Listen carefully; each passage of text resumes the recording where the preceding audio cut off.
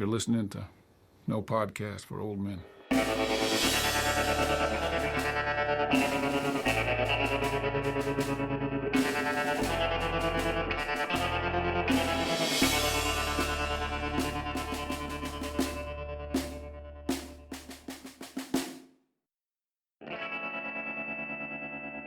Welcome to No Podcast for Old Men. Today is our fourth episode, and that means we have reached the Coen Brothers' fourth film, that lighthearted film, Barton Fink. Hey, anyway, let me let you know, my name is Robert Jones, and I'm joined by my two co-hosts, Troy Jollimore in Chico via Zoom, and Peter Fossil. You are in Louisville, or are you in Louisville? Yeah, Louisville. He's in Louisville, Kentucky. Troy and Peter, why don't you tell us how you're doing? Say hi. Doing great, and hello. Good to be here again with all of you. I'm very good. Today's my first day of spring break. Appropriately for this film, my goal is to get something written over spring break. We'll see if I can manage. You now know how to do that, but I don't know if you necessarily want to follow Barton's methods. No, I think I'm going to go follow Mayhew's method and see if that works for me. You are in Kentucky, so you do have access to the best bourbon in the world. Where's my honey, Peter? Where's my honey? She's in Kentucky. Sure. So who wants to jump in and give us a little, brief statement on what you think Barton Fink, what do you think it's about? Peter, why don't you start us out? All right. But I will say, just as a prelude, these claims are inconsistent because I'm not yet settled on my interpretations of the film, and maybe that's the way it should be. But anyway, let me just, so don't look for consistency. Here it goes. It's a meta film by script writers with writer's block about a script writer with writer's block. It's a meta film by American Jews about American Jews at the transition from the Depression into World War II. It's a film that responds to critics of the Coens who had accused them of heartless formalism. It's another Coen film about head and heart. It's a leftist film about the way capital crushes artists. It's an anti-leftist film about arrogant lefty artists who neither understand nor empathize with the real working class and who neither foresee nor really fight the rise of fascism. It's a film about how East and West Coast intellectuals imagine or dream Midwestern white men to be violent, misogynistic, demonic Philistines and fascists. And finally, it's a film about skepticism regarding others, about how we all are strangers to one another and to ourselves, about the dark reality behind walls, down in the pipes, in our beds, behind movie screens, and between our ears that we cannot or will not face. Okay, well, I guess we can pack it up. That's about it. We're done here. Nice show, guys. Holy Toledo. All right, man. Wow. Okay, we got a lot to unpack there, but yeah, that's impressive. Hey, that's just the tip of the iceberg. True enough. Mr. Troy Jollimore, how about you? You want to jump in on your... I would love... Jumping in is what I do, Robert. Jumping in is what I do. Barton Fink, or How to Get Ahead in Hollywood, is a film about surfaces and depths, interiors and exteriors, about walls, borders, and screens. The walls and screens that we build to try to conceal, suppress, and contain the unpleasant, frightening things that lie beneath and lie within. It's about the permeability of those borders, including the permeability of our own skin and of our own mind, of our integrity and the impossibility of integrity. It's about the tremendous anxiety that we can't maintain these divisions, that what is outside is going to invade and penetrate us and go inside, that what we try to keep in will come out, sometimes in horrendous or disgusting ways. Closely related to this, and this has already been mentioned, it's a film about skepticism and the mind-world problem. How could we know that what is inside us represents or bears any meaningful relation to what is outside? What is realism in art? What is realism in life? What is reality? And how can we know when we're in touch with it? Wow. Okay. Boom. That's good. I like all of that. I want to unplug and listen to you guys. First thing is that this is another Coen Brothers movie about movies. In this case, to me, this is a movie within a movie. As Peter said, it's kind of a meta. And I was thinking, here's the elevator pitch for Barton Fink. A successful New York playwright moves to Hollywood to write movies. He meets a woman, they sleep together, but when he wakes up the next morning, she's dead, having been gruesomely murdered in the bed next to him. That right there, that's an elevator pitch that I would fund that. So just that is a movie in itself. And of course, Charlie, the boy next door, literally is the boy next door, although he is a killer. It's also a movie, as you said, about heads, a movie about minds. It's a film about solipsism, It's a movie about dreams and nightmares. There's also epistemological questions, right? There's questions about appearance versus reality. And like circling back to Miller's Crossing, questions about knowledge and self-knowledge. It's also a Kafka-esque horror movie. The horror is focused on the experience of being trapped in your own mind and experiencing confusion and anxiety and alienation. It's also a neo-noir film. It's also a buddy picture. It's a Faustian tale. Oh, it's also a wrestling picture because Barton Fink wrestles with the screenplay and writer's block, but he also wrestles with his own mind, his identity, his sanity, his demons, and his commitment to the common man. So it is a film about sanity and insanity. It's also a meditation on art versus commerce, the Hollywood system, death, specifically artistic death. And it's lastly a movie about the West Coast and distortions of reality in Los Angeles. I'm connecting it today to films like David Lynch's Mulholland, Paul Thomas Anderson's Inherent Vice, Robert Altman's The Player. Some other movies that came up for me was Kubrick's The Shining, Sartre's No Exit, which is not a movie. Also, another story that came to mind was Charlotte Perkins Gilman, The Yellow Wallpaper, and of course, Roman Polanski's Repulsion, The Tenant, Eraserhead, Naked Lunch, which I also loved, and The Day of the Locust. Okay, there you go. There's my... It's a lot of movies, isn't it? It's Barton Fink is a whole lot of movie.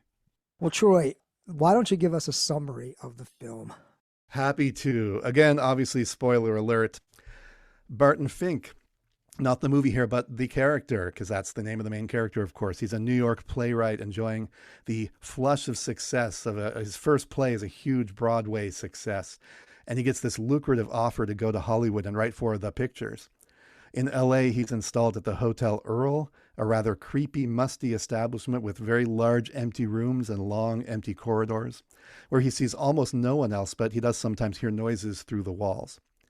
His room is small and unpleasant, but he takes solace in looking at a picture tacked to the wall of a beautiful woman on a beach, and this is referred to in a lot of the literature on this film as the bathing beauty for convenience. He does meet his next-door neighbor, Charlie Meadows, a friendly, jovial insurance salesman. Jovial but troubled, I should say.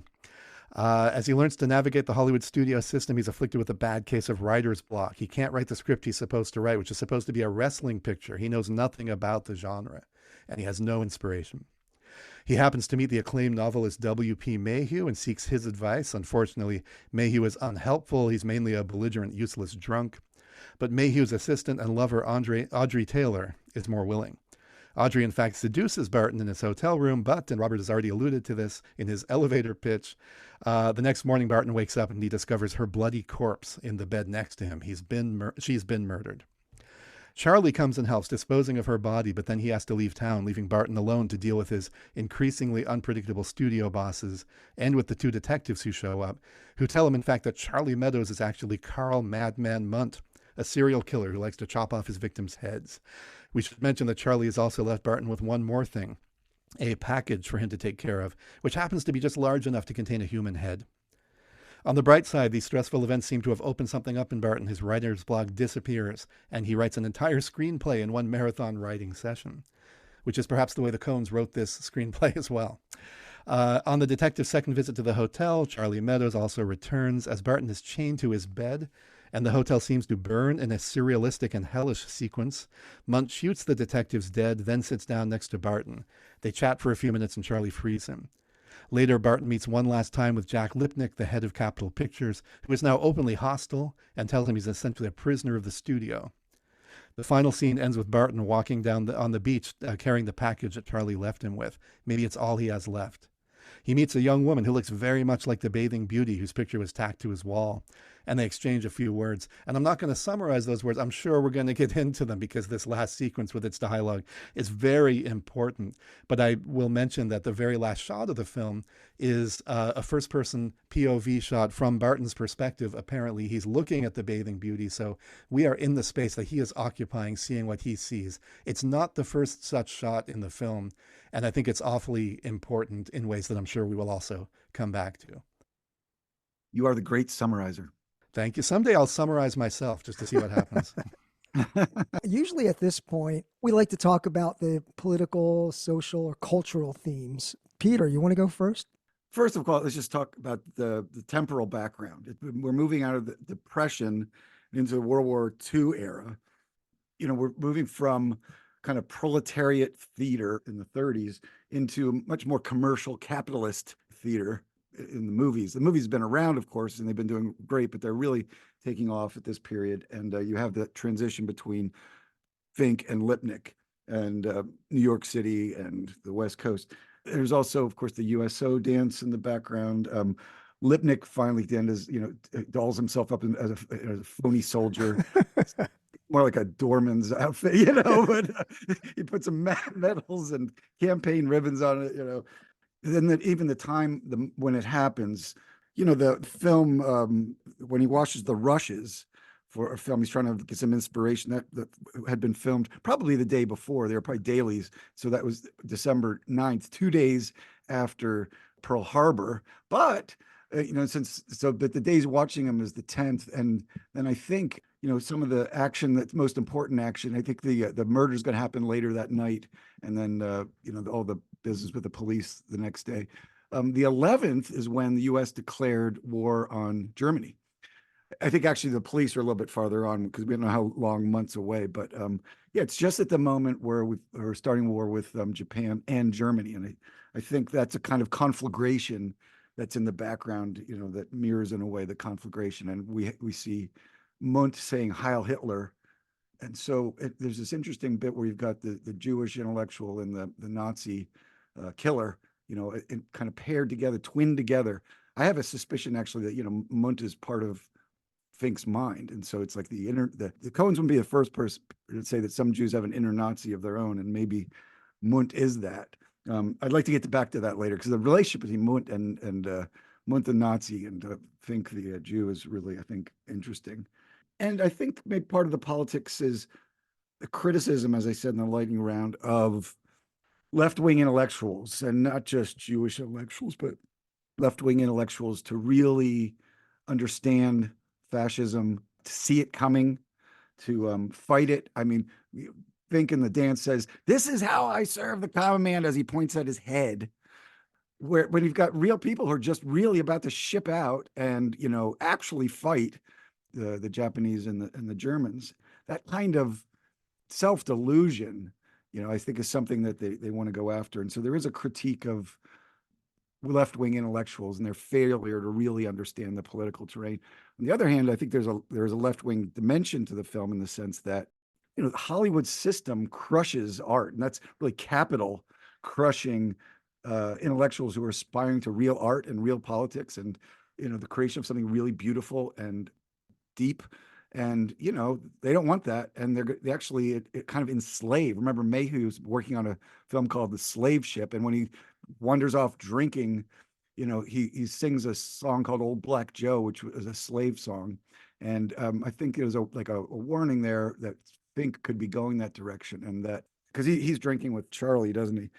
At any rate, those are some of the political and cultural themes I see there. The movement from the Depression into the war, the different kind of Jews, the intellectual Jew and the commercial Jew, the rise of fascism and the inability of intellectuals to cope with it, and the way capital has crushed artists. I'm sure it's not a coincidence that the studios are called Capitol Pictures. I don't think that's a coincidence. By the way, that's the same company in Hail Caesar, which absolutely that comes back. I was going to mention that under Coen themes, but yeah, here we go. Right, so we should talk about that too. Troy, what do you see as some of the political, social, cultural themes from Barton Fink?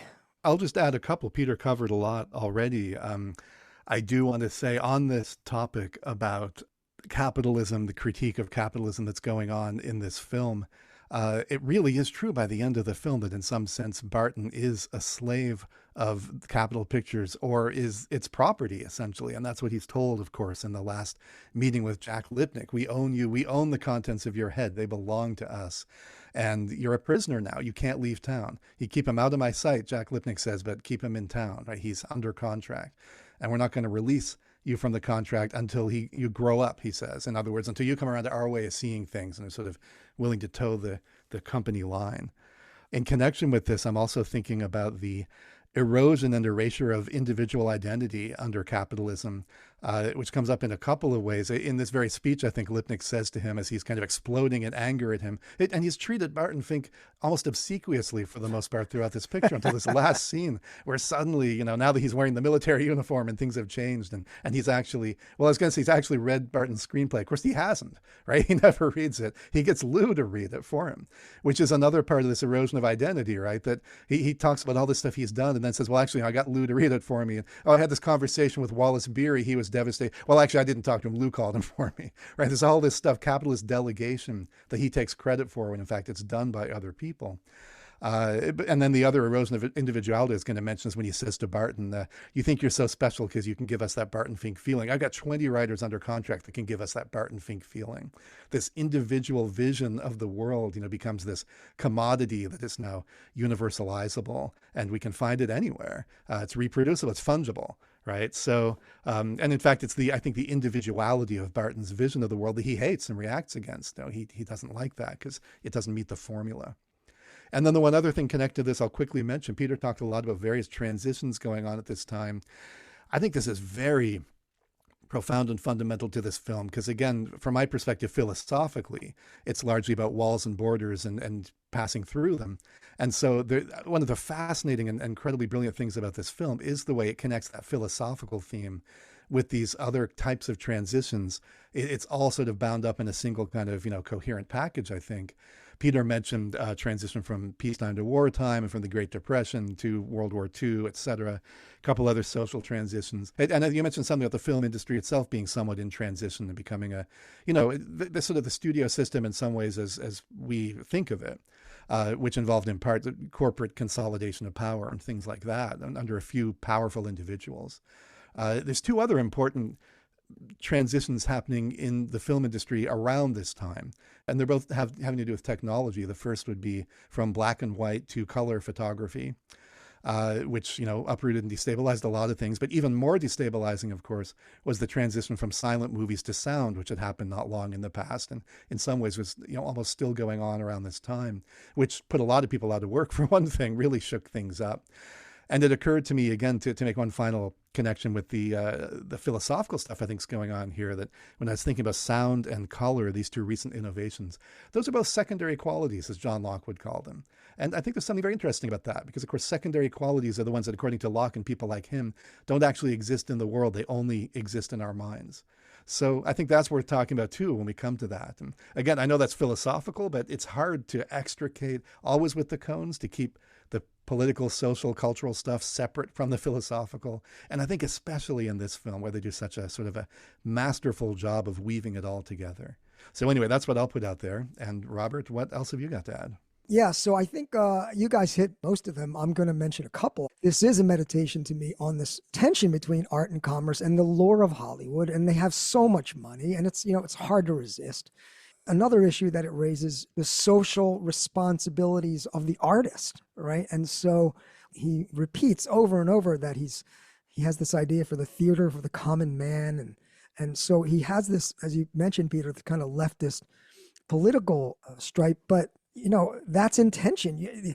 And even today, right, with leftism and Hollywood, and you have, as they call them, limousine liberals, you have leftists, they're in like the right camps for all the right issues, but they're not coming from the common man. So this kind of class divide that we see is, I think, accentuated in the film. And I also think that the Coens' assault on the Hollywood dream, I think it has parallels we talked about with Raising Arizona, is the critique of the American dream. These are both myths. They're both fantasies. They're both creations of like the lever pullers. I think this social theme of the dream, the American dream, the Hollywood dream, that shows up, and in other films, as we're going to see in the Coens. There is commentary about kind of homoeroticism. There's an obvious, the wrestling scene. What's the role of sexuality? What's the role of relationships, men to men? What kind of relationships are sanctioned? And again, the Coen brothers, as I'm sure we'll talk about throughout this podcast, in this film as well, there's a woman, and then there are these men who are like satellites around the woman, the Judy Davis character. And there's these issues of sexuality, homosexuality. The cop said, like, what did you have? Some weird sex thing? And Fink says, we wrestled, you know? So it's like, Love that. it's interesting. You don't think of the Coens as making commentary about homosexuality or that kind of stuff, but you know, it's in their movies. You can't ignore it. And the last thing I want to just say, and Peter, you touched on this, I think this is a film that reflects a certain moment in the plight of Jews in America. We're in 1940 and we're about to get to the horrors of the Holocaust. And here we have these lefty intellectuals in New York, and what Barton Fink represents in the Judaic tradition of, you know, the focus on the text in the word and versus the image, the spectacle. And so I think that does raise some issues about, you know, the plight of Jews as artists and intellectuals in America. And of course, not long after this film is set, you know, within 10 years, you have the McCarthy era. So anyway, it's kind of a dark specter as to what's coming. Well, that's great. Yeah, That's great. that's nice. That last point is so important, I think, because one of the many significant questions that this film is dealing with in some way, and that in this case Barton himself is very aware of and dealing with, is what does it mean to be a responsible artist? What does it mean you have to write? What do you write about? How do you approach it? And this question is clearly on his mind. It's very interesting. He's very conscious of class issues, the social class, the working man, the common man, as he loves to say. Although, of course, as you've mentioned already, there's some implied criticism because we see in the ways in which he's really not that interested in actual common men when he meets them or comes across them. He wants to write about them as an abstraction. He doesn't listen. He doesn't listen, as Charlie points out to you near the end. That's right, very angrily. He's also not interested in the soldier he meets, which are also kind of common men. And in fact, he tries to raise himself above them. He treats them quite contemptuously. You mentioned the uniform Monsters. thing. What's that? You monsters. Monsters. He calls them monsters. Exactly. And then he points to his own head and says, this is my uniform. This is how I serve the common man. He thinks the dance is for him. It's not for him at all. He treats, because he's finished his screenplay, which yeah, he thinks the dance, you're right. He thinks the dance is for him.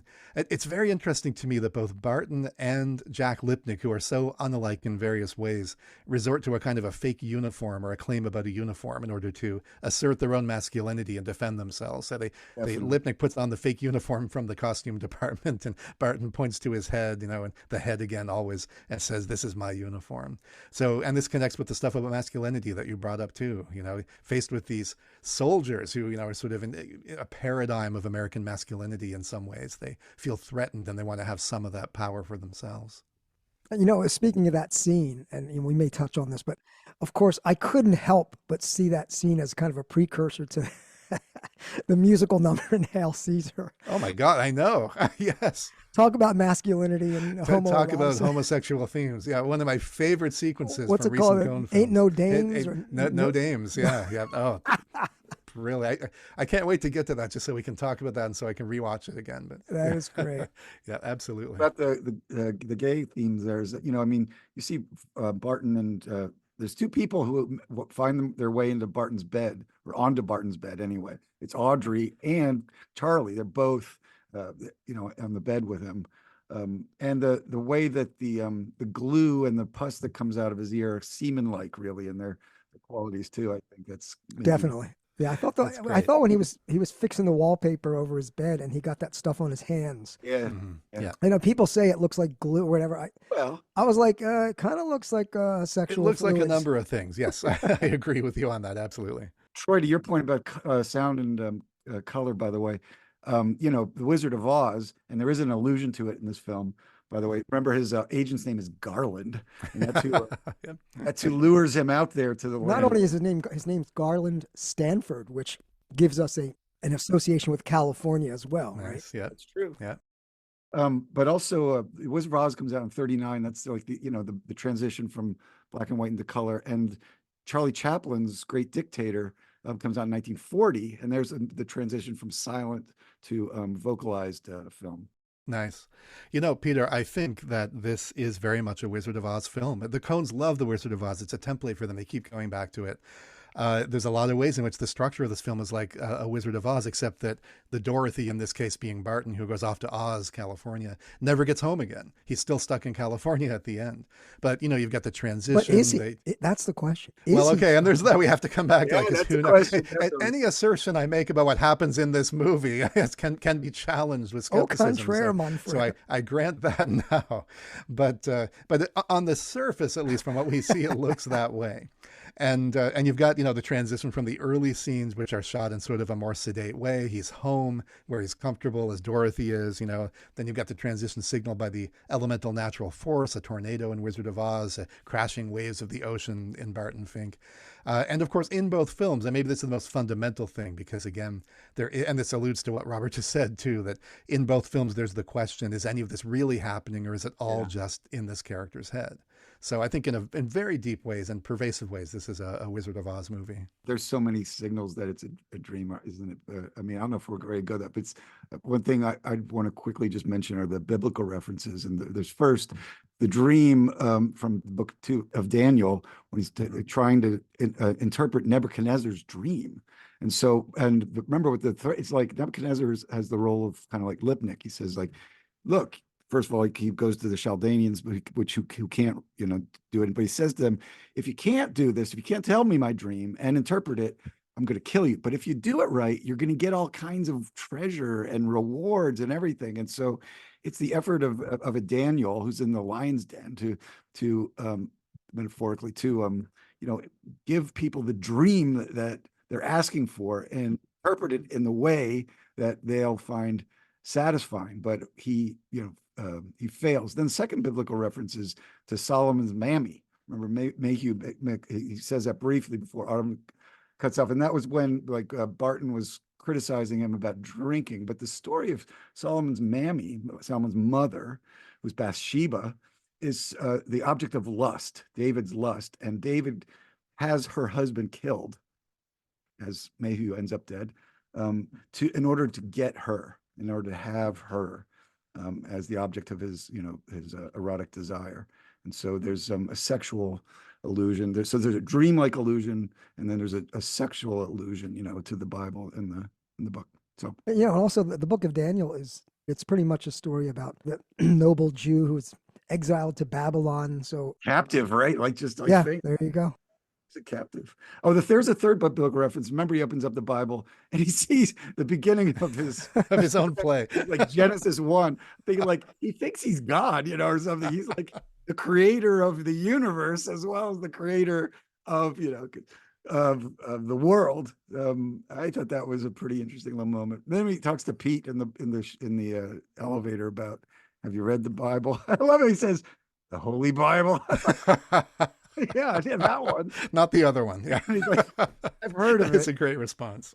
I wonder if there was an allusion to St. Peter there in some way. I haven't quite figured that one out, but it's a Peter who's surely looks broken and, destroyed in some way, but who doesn't even know the Bible. I don't know.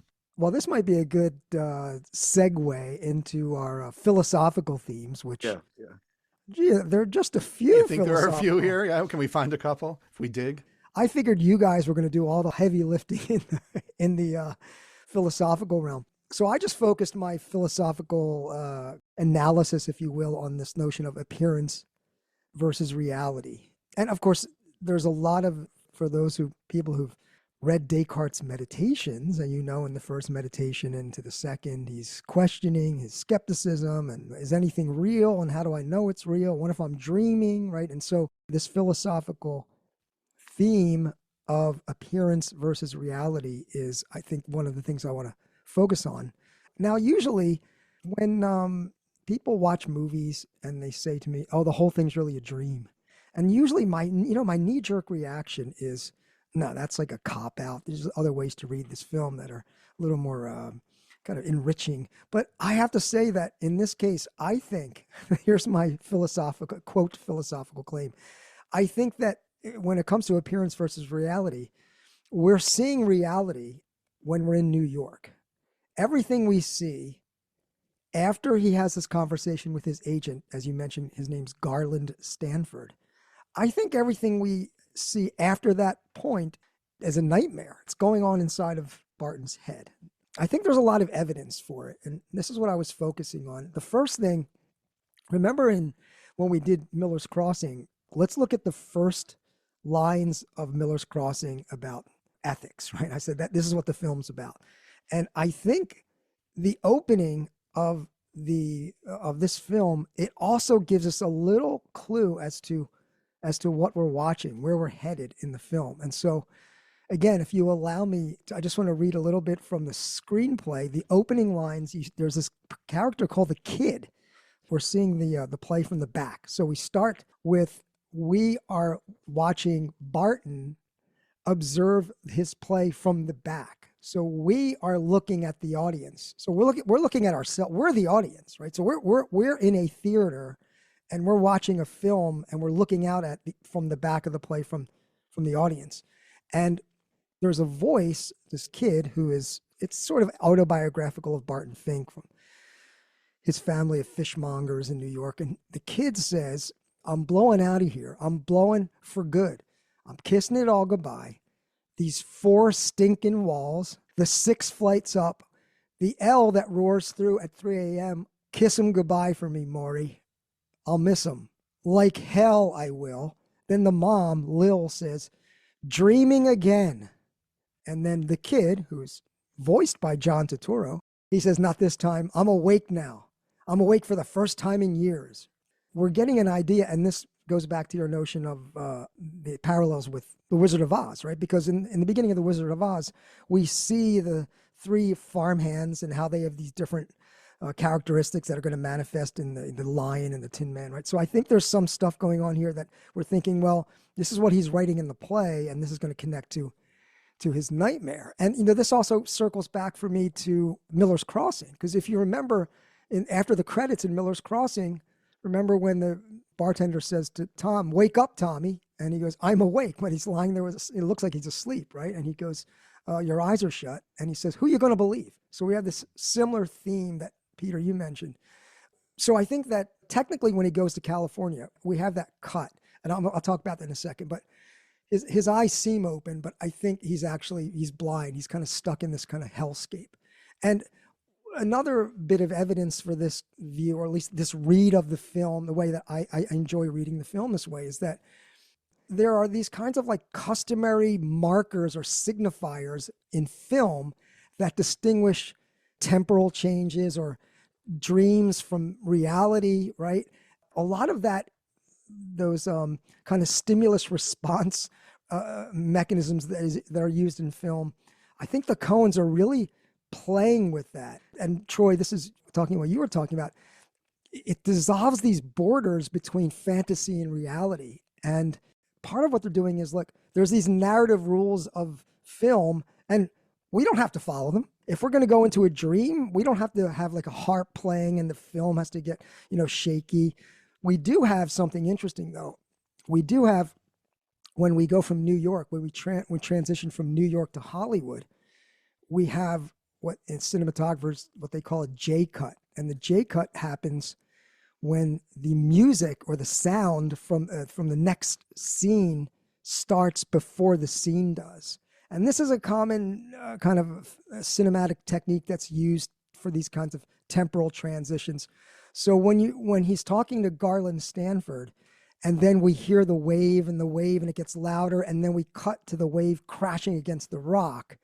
That cut, it's a powerful image, but notice that the sound of the ocean and the waves, that enters in while he's talking. So again, I'm imagining this is where maybe it's the bar, or maybe it's when Barton goes home, but Barton is imagining, what is this hell I've agreed to do to go to California, right? So he has this image that this hellish nightmare that kind of takes over, right? And so what I want to say is it looks like Barton goes to California, but I think he doesn't. He never leaves New York. In fact, notice when they cut to California in the beginning of the film, the title card says New York City, 1941. And then we cut to the rock and we see no indication of setting, right? So that's going to be my basic. I have other things to say. I don't want to hog it, but I want to say this is a Cartesian appearance versus reality. And I think I'm going to go with the way I like to read the film is that when we leave New York, we've entered Barton Fink's mind. I think he never leaves New York, actually. So that's where I'm going with this. Can I jump in quickly with a couple things? And first of all, I'm glad, notice we're already again still talking about transitions and borders, because that's the theme of this film keeps coming back. Here's an additional piece of evidence for your reading. I think not quite the final lines, but close, of his play Bare Ruined Choirs are, we're going to hear from that kid, and I don't mean a postcard, which of course is also turns out to be the final line of the screenplay that Barton writes Burly in Man, LA. yeah. The Burly Man, right.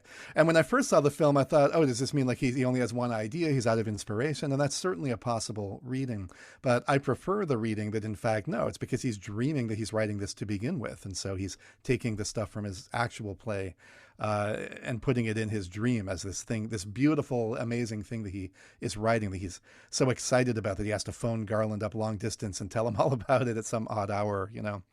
Now, that said, I want to propose an alternative, although I think there's less evidence for it in a way, but it might be that the dream begins even earlier. I'm thinking about this moment when he, right after the very initial sequence in the theater, when they shift to the restaurant.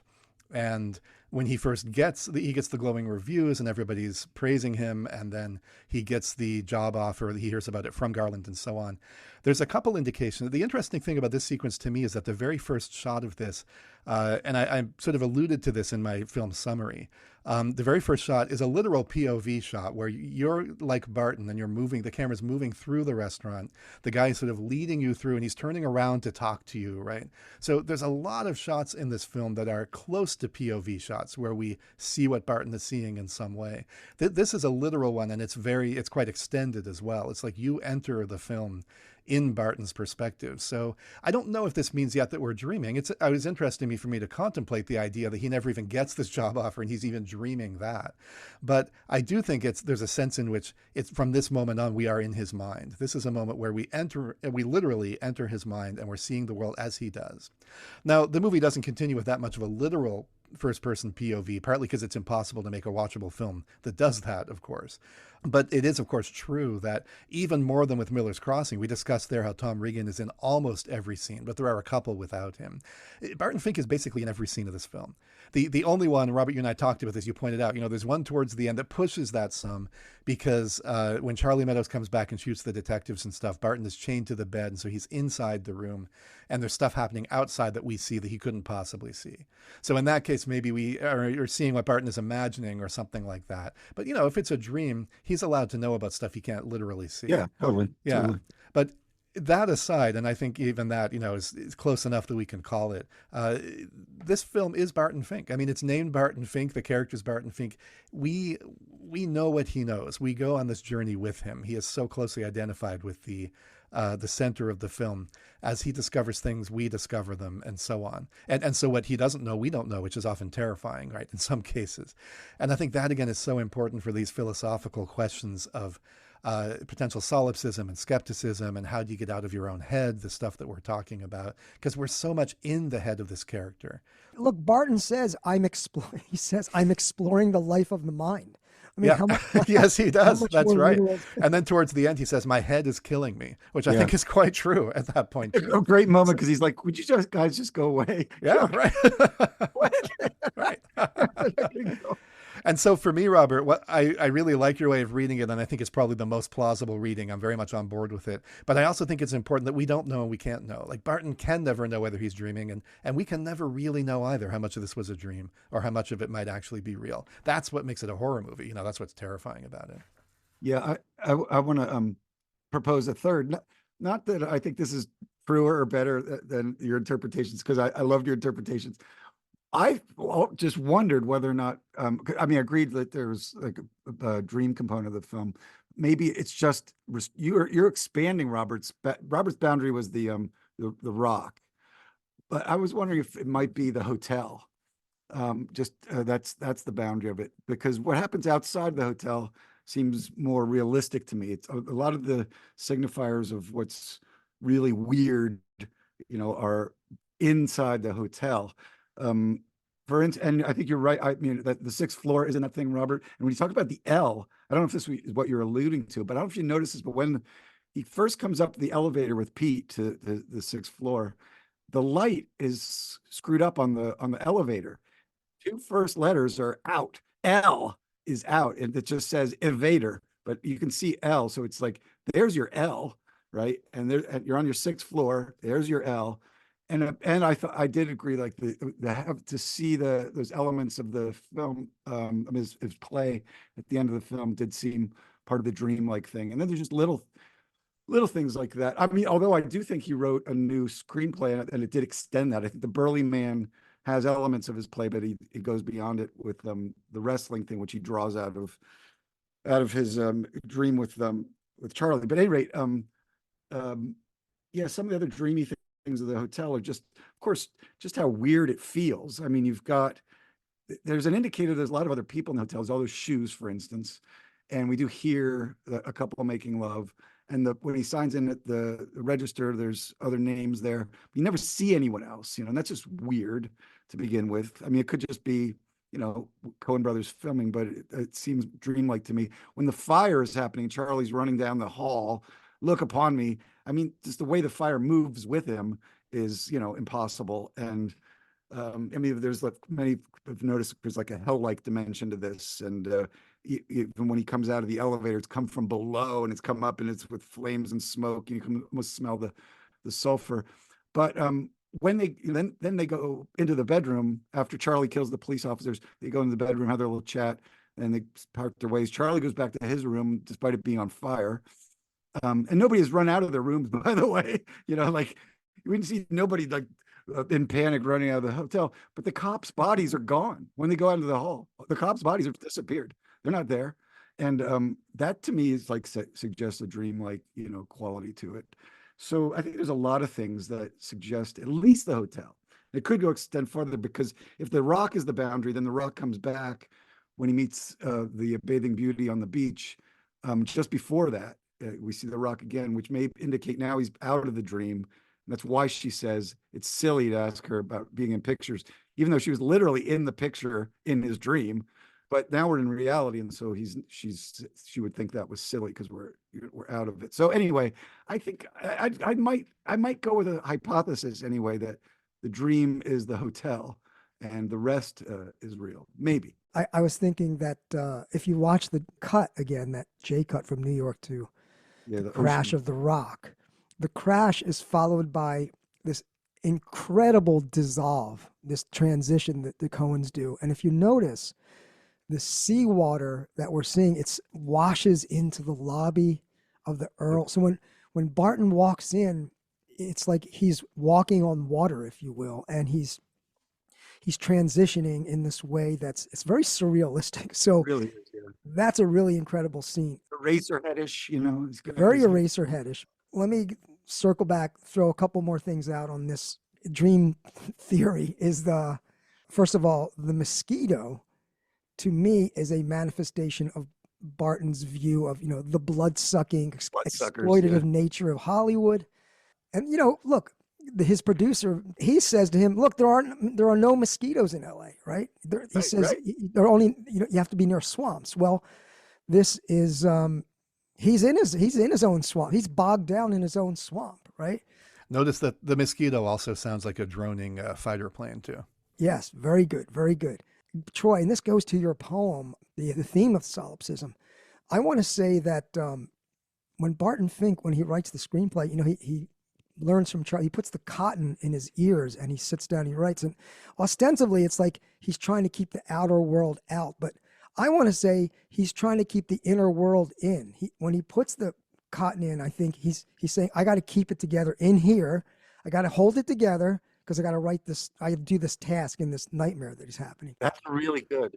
Yeah, because that plays against. Because I had seen them as a kind of contrast whereas Charlie's trying to keep things from coming out, Barton is trying to keep things from coming in, and it's also just another iteration of his inability to listen to anyone else. Even though he's from probably a fairly working class environment, frankly. I mean, 850 Fulton Street, I looked it up, was not it's a pretty humble place. And the fact his parents have to live with his uncle suggests they don't have any money. And when he talks to Charlie, he places himself among that class, right? He says things like, we should be seeing people like us up there on stage. And at first it seems like he's just condescending, but maybe not entirely. Any rate, but I like the way you flipped that. Yeah, that's my read on the con. A couple other, I think there's some more evidence too. So let me just say, when he meets Tony Shalhoub, when he meets his producer Ben Geisler, and he takes him to lunch, the place is called the New York Cafe. But what's interesting, there's a mural painted on the wall that creates the illusion that you're in New York and you're looking out on New York. I think it might even be like the what's that called? The Flatiron Building. Flatiron. Anyway, but notice that the writing on the mural, it's backwards. So it's like the illusion is that you are looking out at New York. Again, I think that's because he never left. Really in it. He's in New York, right? A couple of other things I noticed. I know some of these might, these are little bits of evidence. They're a little thing, but they're. The Hotel Earl, the stationery letterhead, it says established in 1909. So that means at the time of this, in 1941, the quote, hotel is 32 years old. I think it's reasonable to assume that Barton Fink is around 32 years old. So that's another thing. I was like, interesting. It's about the same age as Barton. And the real Hotel Earl is in New York. It's now the Washington Square Hotel. That's right. Yes. So that real, and real, their motto really is, right, for a day or a lifetime. That's where they got that lifetime. That's crazy. It's crazy. Let's see. As other writers people have pointed out that, the hotel room resembles sort of the inside of a skull with the two eye sockets, right? And so there's that. And then, of course, Lou says at some point, right, he goes, right now, the contents of your head are the property of Capitol Pictures, right? So it's like, this is his nightmare. So the stories are self-contained and there's no exit for the characters. Like Charlie can't leave. Like when you watch, you're like, why the hell is he going back in? Because that's where Charlie, he says, I live here. I live inside there's nowhere for me to go. In your head, yeah. He's a res, right? And I think this is sort of Barton Fink walking among his creations. But what's interesting to me is if this is really what's going on in Barton's head, and he's having this fantasy, this nightmare about having writer's block, actually, his creative juices are on overdrive. Look at what he's creating this entire thing we're watching. So ironically, he's not having writer's block at all. He's creating an incredible story that we're witnessing. If we accept that either just the hotel or the hotel plus the rest of California in his head, then you have to ask yourself, okay, this is the imagination of a New York City Jewish left-wing intellectual.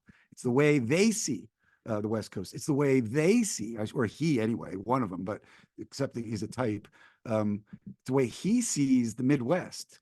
And, there's that, it still exists today, the way the coastals, fear us out here in the Midwest and see us as proto-fascists. So, then obviously you can start critiquing the dream as the dream of a certain kind of person. And even it may betray like the things in the unconscious, not just that he has an inner fascist, but that he's willing to exploit women. He's willing to exploit the labor because he's willing to take, Mayhew's place and become, just as King David took Uriah's place and use her for his pleasures and his gain, he's willing to take the money, of course, too.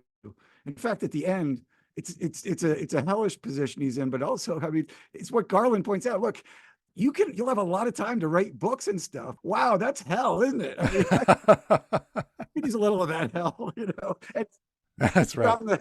Sit on the beach with beautiful women, but he could still start, write on his own just privately.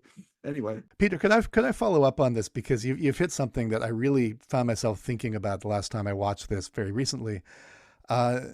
How Barton sees himself as such a compassionate person who cares so much about the common man, and of course we notice various obvious flaws with that self-view and self-image and limitations when he won't listen again, which again, Charlie Meadows calls him on at the end and so on. But there's this I think it goes deeper or further than that because there's this very interesting moment towards the end. The final conversation between the two of them is fascinating. And of course, and Charlie Meadows becomes so much more horrifying in a way, partly because he's kind of human, he's not just an out and out monster. And one of the things he says that really caught my attention is that I mean, he admits that he's killed people essentially, and he says, "Well, it's what they want and it's what they need. I'm putting them out of their misery. You know, life is so awful and painful, and I can feel I'm helping them. I can feel their suffering. I feel so bad for them." He says. Empathetic. So yes, it's empathy, which interestingly Audrey mentioned earlier, right? We need empathy and understanding, Barton. You know, because he kind of lacks it. But Barton also, as a writer, thinks he has empathy and understanding. And so I found myself again thinking about this possible equation between the two of them, which comes up so often and is suggested in so many ways in this film, and thinking that what Barton really wants to do, in a sense, is to eliminate the common man. Right? He wants that class to go away. He doesn't want those people to be anymore because they're hard lives. They're awful. People shouldn't have to live like that. And so it raises, I think, this disturbing idea that part of his own anxieties about himself and his project, you know, that maybe my impulse to help people is really a kind of a homicidal or even genocidal impulse in a way. I want to get rid of this class of people because they make me uncomfortable. So here's Charlie going out and doing the same thing, just one by one. And Barton's trying to do it on a larger scale, essentially. Writing at a time when, of course, genocide is about to come into the public consciousness, you know, in a very real way. And the soldiers are going to fight against fascism. They're the monsters. They're the monsters. They're the monsters. Exactly. Right. I mean, can I say something to connect to that? I mean, I totally agree. And I think there's this broader philosophical theme I'd like to get to about how head and heart relate to the necessary conditions for making good art. And as you put it, the responsibility for making good art. But, you know, the thing about Charlie and Fink's relationship, you would think that Fink, once he finds out that he's Munt, would tell the police the whole story, but he doesn't. He covers for Charlie. And then when Charlie comes back, Fink starts saying Charlie's back. And you can see like he's inferring it from the newspaper. He says it almost like he's in their presence, right? That maybe because it's in him and it's going to be coming out of him in a minute. And when Charlie does come back, he saves Barton. He's not there to kill Barton. He's there to save Barton from the police. And he's in fact he's the life of the mind now. It's a part of his mind that maybe, as you were suggesting, that Barton pretends he doesn't have, but he really does, and that's the killer, or the metaphorical killer at least.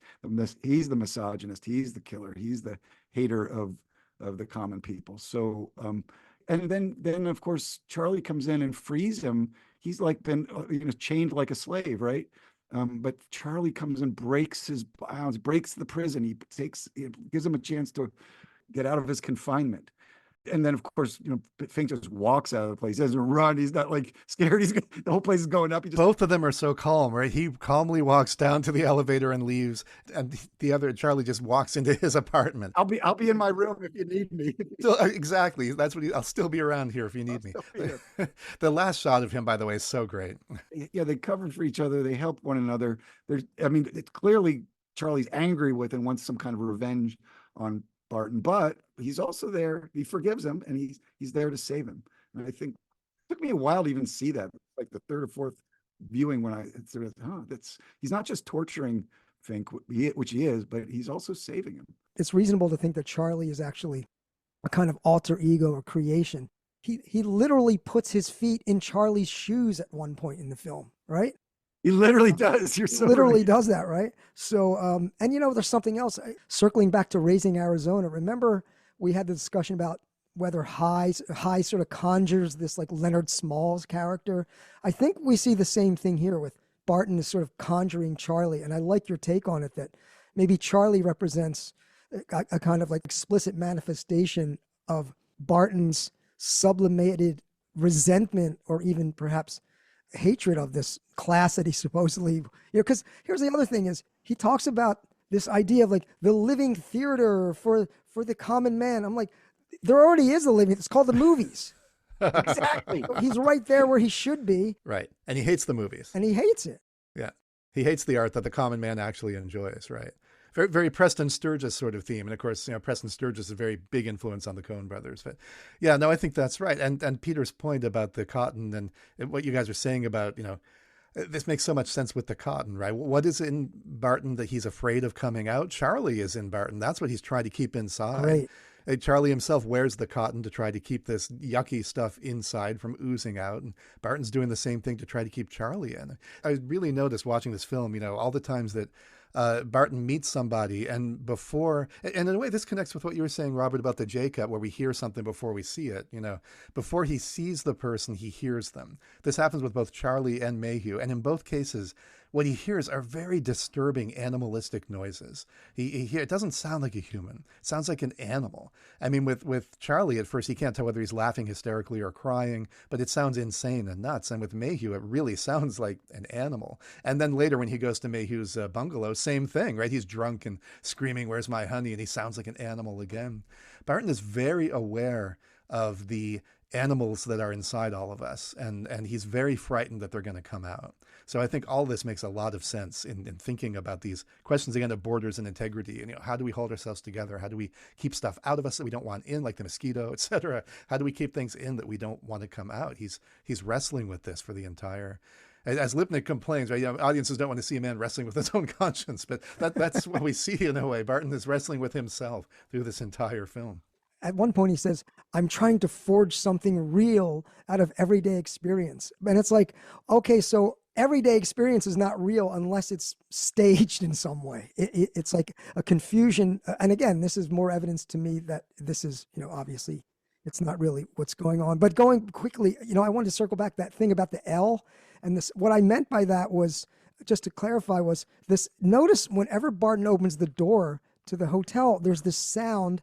Yeah, it's like and it resembles, if you've ever been waiting for a train, in the subway, and you hear there's sort of, it's very eerie. And so when you're watching the film, at least for me, I'm like, what the hell is that sound? Like, what is going on? Every time he opens the door, there's this like suction, the door closes. So yeah. You nailed it. I got something to extend to Troy's analysis on, although first I just want to say, like, part of, not just hating the working class, but his parents, who are also probably poor.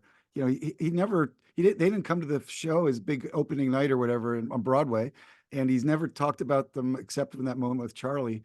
He hates them. He doesn't want anything to do with them. It shows up in his play too. But at any rate, okay, I'm going to go someplace wild now. Now this is within the dream world in Fink's mind, but I came to a point where I started thinking that, yeah, he actually did kill Audrey. Because there's a couple reasons that come up for me about this. One is, it just seems, of course, it's dreamlike, whatever, but it's implausible somebody could walk in to the bedroom and gut this woman and he wouldn't wake up. He would have no idea this is happening. So that's implausible. And then there's qualities about it, the way like the blood goes under her body and comes running out and all this. But more than that, then remember what happens after he's, first of all, what a narcissist. When he finds the body, he does not like to make sure he's dead. She just starts screaming, and his first thought is like, "Oh my gosh, I'm in such trouble. I gotta." No, he's not worried about her. He's worried about himself. But anyway, the other thing is what happens with the camera. It goes into the bathroom, it goes down this drain. Actually, I think it's when they're making love. Actually, It's not after.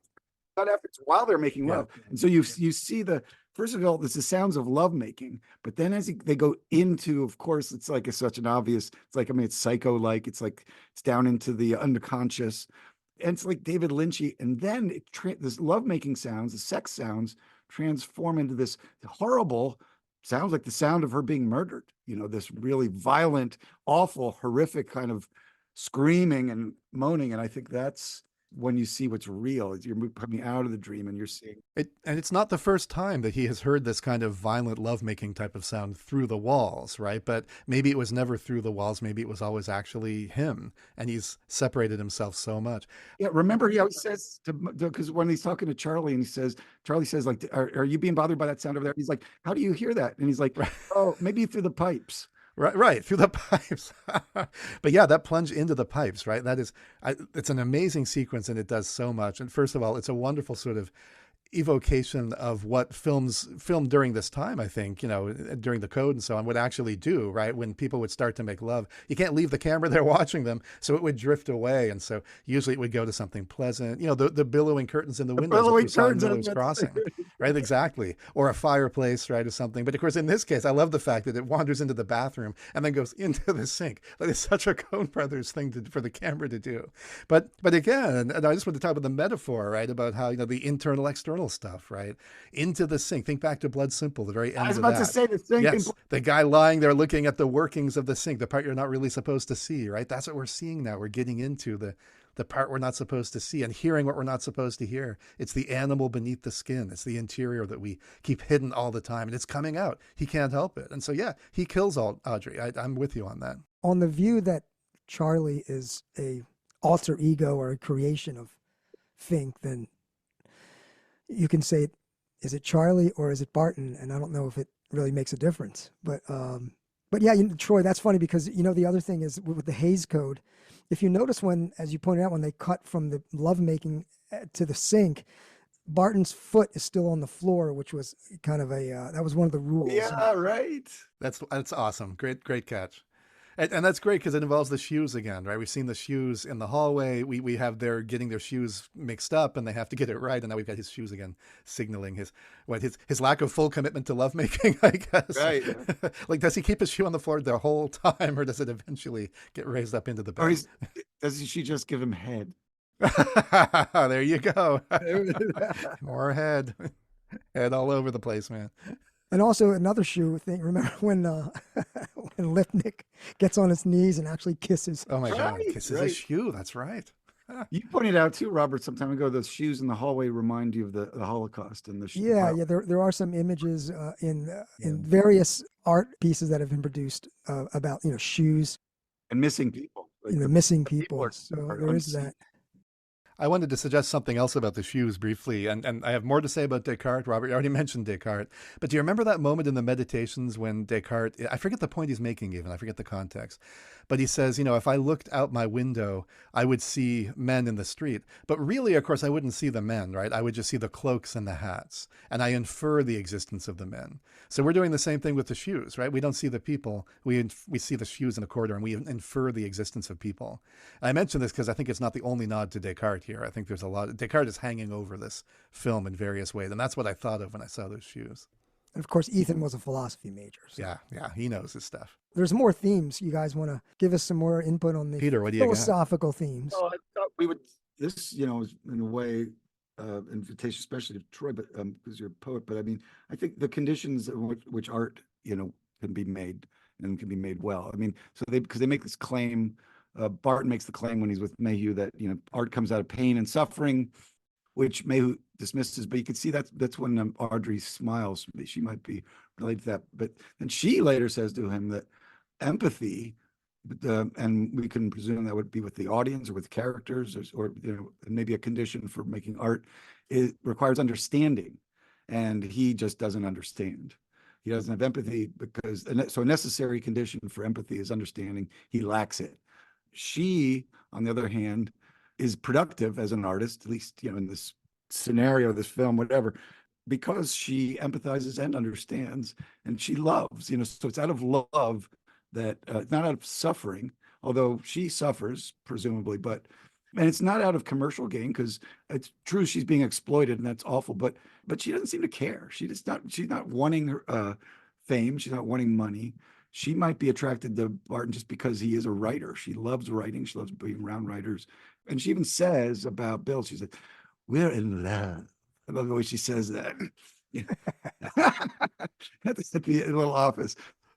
So they're lovers. It's kind of like a Jane Eyre. It's a Jane Eyre kind of thing. Because remember, he says Mayhew has this troubled wife back in Fayetteville, it's Fayetteville, by the way. But and he's talking about the live oaks, and there was another, I think, an allusion to Georgia. Oh, Darien. He talks about Darien. That's, of course, that was a place in Central America, but it's also a place in Georgia where there's a lot of live oaks. Anyway, I wanted to say there's the idea of love as a condition for art, not necessarily suffering.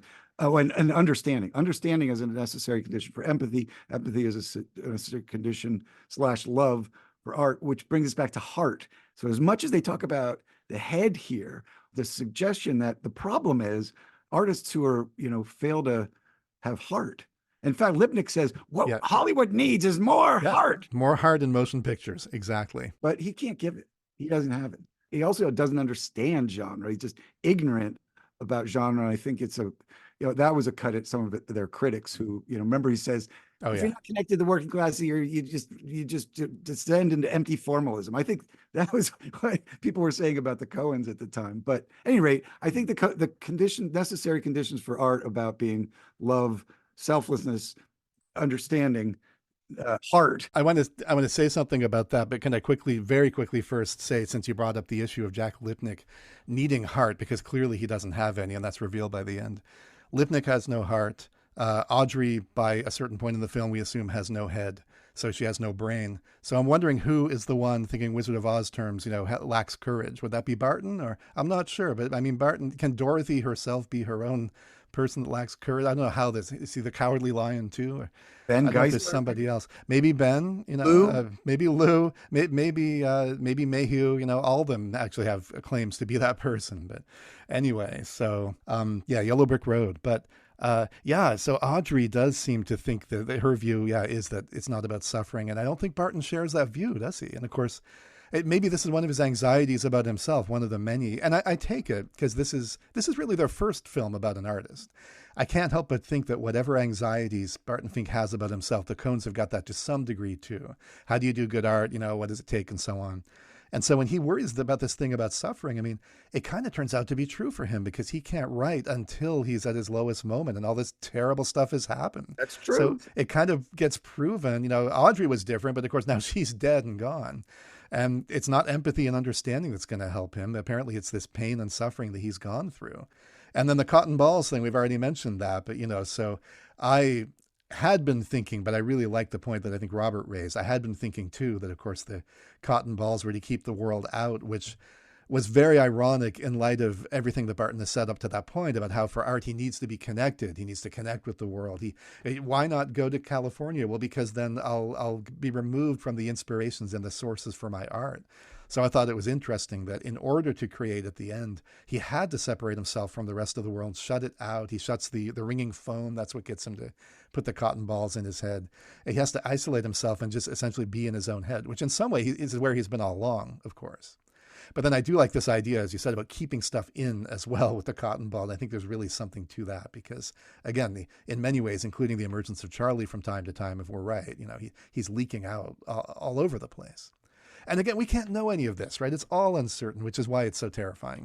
But it's a plausible reading for sure. He has to know on some level that he might have killed Audrey, right? He has to be aware. He can't dismiss that possibility. Nice. Troy, do you have specific? I don't think we really did. You get to flesh out some of your philosophical themes that you? I got more, Robert. There's always more. The suffering, real quick. 'Cause remember, Charlie also Yeah. says, "You think you know suffering, but you don't."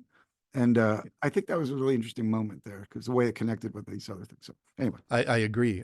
He doesn't know because he doesn't listen. He doesn't have empathy and understanding. I think that's right. He's just a tourist with a typewriter, in Charlie's wonderful phrase at that moment. Yeah, that's great. He doesn't even really have to live there. Although, of course, if it's his head, the irony is he does have to live there. He can never get away, right? And in fact, one of the big philosophical themes I wanted to bring up, which we've touched on but not maybe said directly, is about imprisonment and freedom. But maybe before that, let me just quickly return to Descartes as well, throw a couple things out here. We've heard this phrase, perhaps the Cartesian theater, right? This idea that the picture of the mind that Descartes gives us can be pictured as a kind of a theater where we're sort of inside watching stuff on a stage or watching stuff projected onto a screen. That's our experience. Yeah. And I really found myself thinking about this, of course, in the context of this film, which begins in a theater, which literally begins with sort of a kind of reality, non-reality distinction drawn very sharply because it's a play, it's his play, it's being performed, so it's fake. But of course, we're backstage. So we're in the reality of it, and that's where he is too, right? He's got this little privileged spot of reality, or this is how he sees things. And since he wants to be a realist artist, it makes sense that he would put himself in this position. He can see what's really going on. He knows that when we hear the voice of the guy going, fish, fresh fish, that's just some guy who's been waiting backstage reading the newspaper. I love that guy. I really wonder every time I watch this, like, is that his only line in the whole play? Does he wait all night long just to do that? It seems like it. It kind of does, right? I love the double layering of that too, because so he's playing a working class person, but he really is a working class person. Well, that's right. Yes, that's right. So sometimes reality actually does seem to match illusion or representation or whatever, but not always, right? And there's this wonderful play in the first, play not in the theatrical sense here, but in another sense of with reality and irreality again, where Barton is forced to emerge onto the stage, right? He's forced out of reality at the very beginning, the reality of backstage, onto the stage, which by definition is kind of an unreal place. And he's also, of course, there exposed. He's seen, right? Which is one of his great fears. Even though he's seeking success in the art world, he knows it'll come with exposure and, reputation and so on, attention, which he's really afraid of because he's very ambivalent and conflicted about those reviews that he's getting. He doesn't even want to hear about them, but he also does, He doesn't want to be in the papers, right? Remember that the second time the detectives show up, they throw a newspaper at him. They say, "You made the papers," because it's got the story about Mayhew being killed. Right, he was right to be afraid of this attention. Right, he was right all along about being exposed. So in a way, he's drawn in and exposed in the very first moments of this film. But then this theater stuff, of course, makes me thinking on the Cartesian Theater, and later on, there's another theater because he's sitting watching the dailies of the wrestling picture, And it's and literally of course, projecting out of his head, like the yeah, way it's like coming out. So to me, I saw that and I thought to myself, Plato's cave. Right. It's the people, trapped in the cave. They can't move. They just look straight ahead. They see the illusions on the wall in front of them. And again, some more walls, right? We're talking about walls and boundaries and borders and screens and stuff, right? Great. And he, again, in this case, at least sort of knows these things aren't real. He's not fooled like the people in Plato's cave are. But I think there's a larger way in which he also is stuck in this position in the cave and he can't get out to reality. And then I think maybe, Peter, I like your suggestion that the rock and in the waves really is signals a deep transition, because maybe he does emerge into reality again at the end. Maybe that scene on the beach is real. And what's mystifying about it for him in a way is that he encounters a real person and sort of has to interact with her and doesn't really know quite how and doesn't understand what she's saying. And when he says, "Are you in pictures?" Yeah, no, this is reality, Barton, right? What are you talking about? Don't be silly. You're on a beach, man.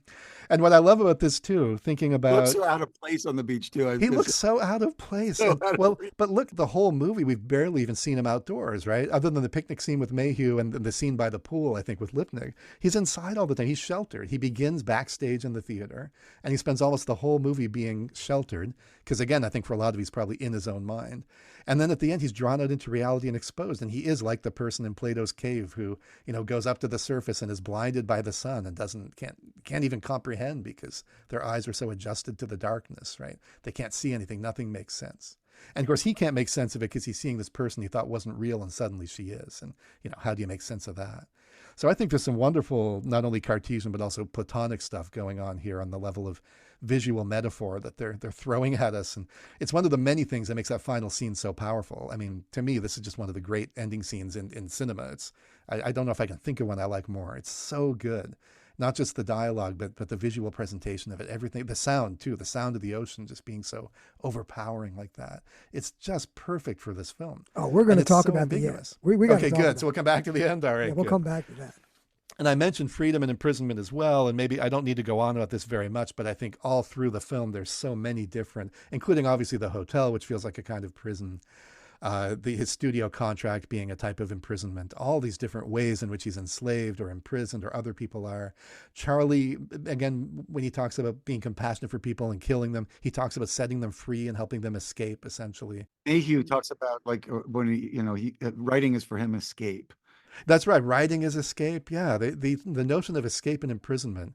So we've talked about free will in connection with Coen Brothers before. And so I guess this is Coen themes, maybe more than philosophical themes, but it's both. And it pervades this movie to such an extent.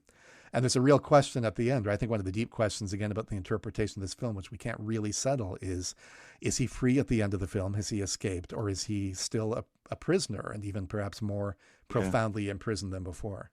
Yeah. And the Plato's Cave stuff, of course, has a lot of imprisonment stuff built into it. So it makes sense that would be here. And of course, there's allusions to Sisyphus, which we haven't talked about on the podcast yet. But Peter, you've written about the bowling and the Big Lebowski and this kind of Sisyphusian task. But, Barton ends up in a kind of indentured servitude. It is like Sisyphus in that nothing he produces is going to have any impact. He just has to keep doing it and keep doing it. And I guess Lipnick says until you mature, until You right? grow up. You grow Yep. up. So Yep. Yeah, I mean, but he does have, like, it's not unlike Sisyphus. It's going to be for whom the punishment is maybe eternal. We have to suggest, first of all, Lipnick says there's a way out for you if you just learn to, play by the genre rules. But the other thing is that Lou had been fired and he's back, so you're thinking like, this Lipnick guy, he's completely fickle.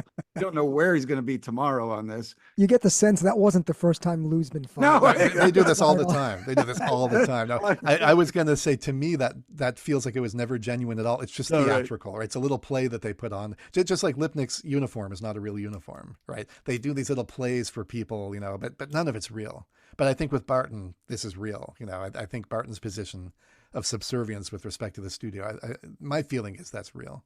What kind of Coen Brothers themes are we seeing in Barton Fink? This is the Coen Brothers' fourth film, so they haven't fully developed their, as we see later on, there's kind of a break, I think, with Fargo. So this is a certain era of the Coen Brothers. So it's not, they're not fully developed, but they're pretty sophisticated. But what kinds of themes are we seeing in Barton Fink that might even be like prognosticating future endings, future themes for the Coen?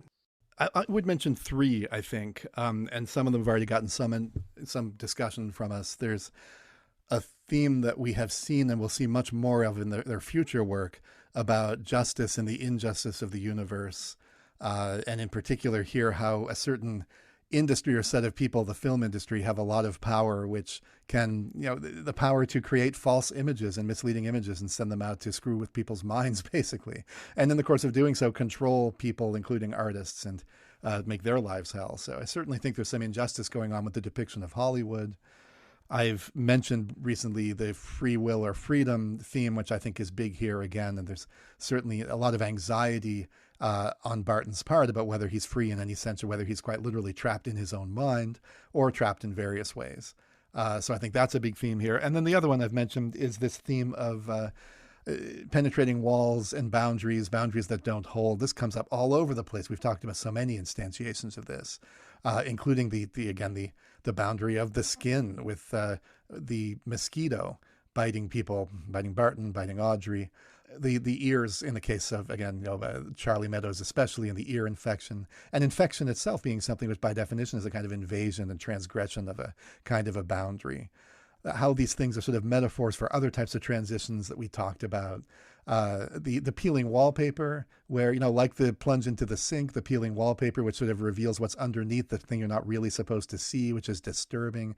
And of course, very skin-like in its own way, right? That's part of what's disturbing about it. It's that peeling image of the skin, which is mirrored in a way later on when he sees Audrey's corpse. It looks like meat underneath it. Yeah. It looks like meat. It looks like flesh. It looks like skin peeling away from flesh. Yeah, isn't the wall under the wallpaper so eerie? It's like, what the hell why is would that? it look like that?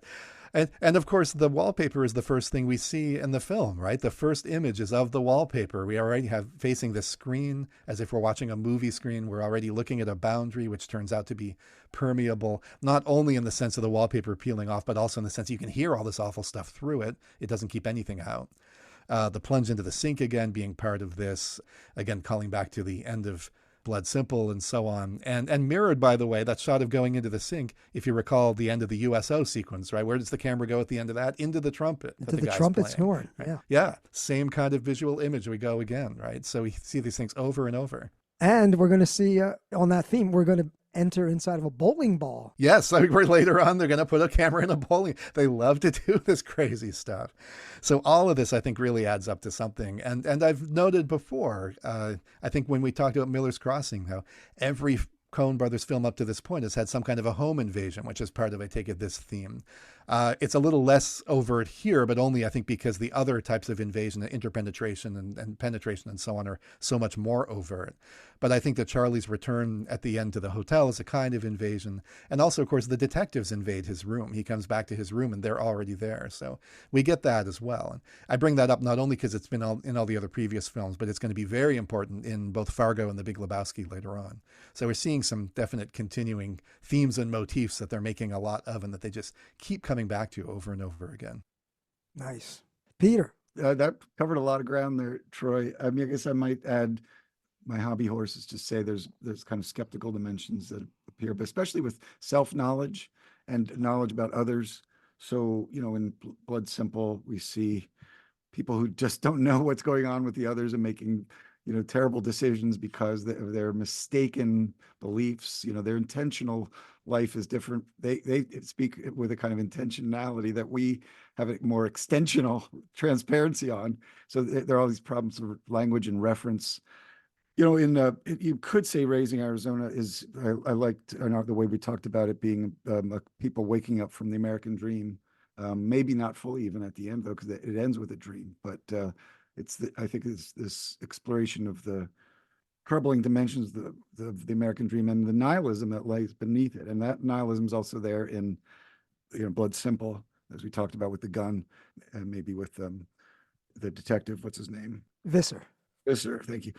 Yeah, and then there's a kind of way that I think in Miller's Crossing, that the protagonist doesn't know himself. He keeps on hiding himself from himself about his feelings towards, his lover, towards his friend, towards his boss. By the end, Robert thinks that there's a kind of synthesis there, and he has a kind of awareness. But there's been a lot. It comes at a big price, because remember at the beginning, that self-knowledge, and I'm not as convinced, but I'm not necessarily reject that, but at the beginning he has both the friend and the lover. At the end he has neither.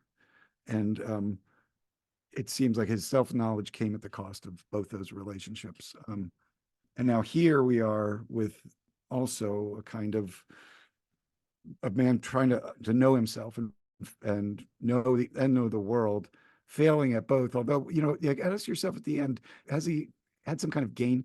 Does he understand himself better on the beach there? Or does he understand the world better?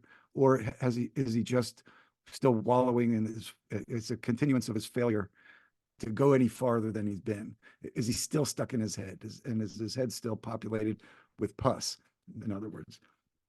I had this listed under Coen Brothers themes, but I just want to ask you too, is Barton a sympathetic character? No. At times. Peter, did you say no? Peter said no. Peter, you got to have some empathy and understanding, man. Peter, you were pretty unambiguous. No. No. All right, that's good. Kill him. I will destroy him. I will destroy him. So, okay, Troy, do you have a different take on? I think Barton's? at times I find him quite sympathetic. He can definitely be a jerk. Charlie's definitely speaking truly when he says, "You don't listen," right? We see many of his flaws for sure. Maybe I'm being too nice to him and saying, but there are moments where I really feel for the guy. I feel that there is a genuine. He does have an artist aspiration. He has an honorable aspiration. He really does. He really wants to show them something beautiful, as he says at the end. It really means a lot to him. For all his misunderstanding of the common man and potentially even buried hostile feelings toward them, etc. I do also think he really, on some level, wants to make art that serves their interests or that shows them to also be human, etc. So I think there's a real thing there.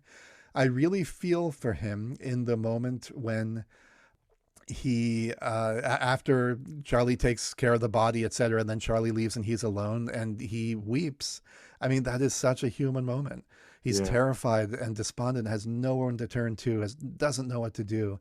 There's no way I could not feel for him in that moment. And as far as he knows, now again, maybe he killed Audrey himself, but if he did, he doesn't know that he did. He's out of control. He can't help it. I can imagine being in a situation like that and how awful it would be. And I really feel for the guy. So certainly in that moment, and I think at the end, the final couple scenes, right? Even maybe the chat with Charlie at the end, but certainly the last one with Lipnick, where Lipnick is so awful to him and he just says, "I just tried to show them something beautiful."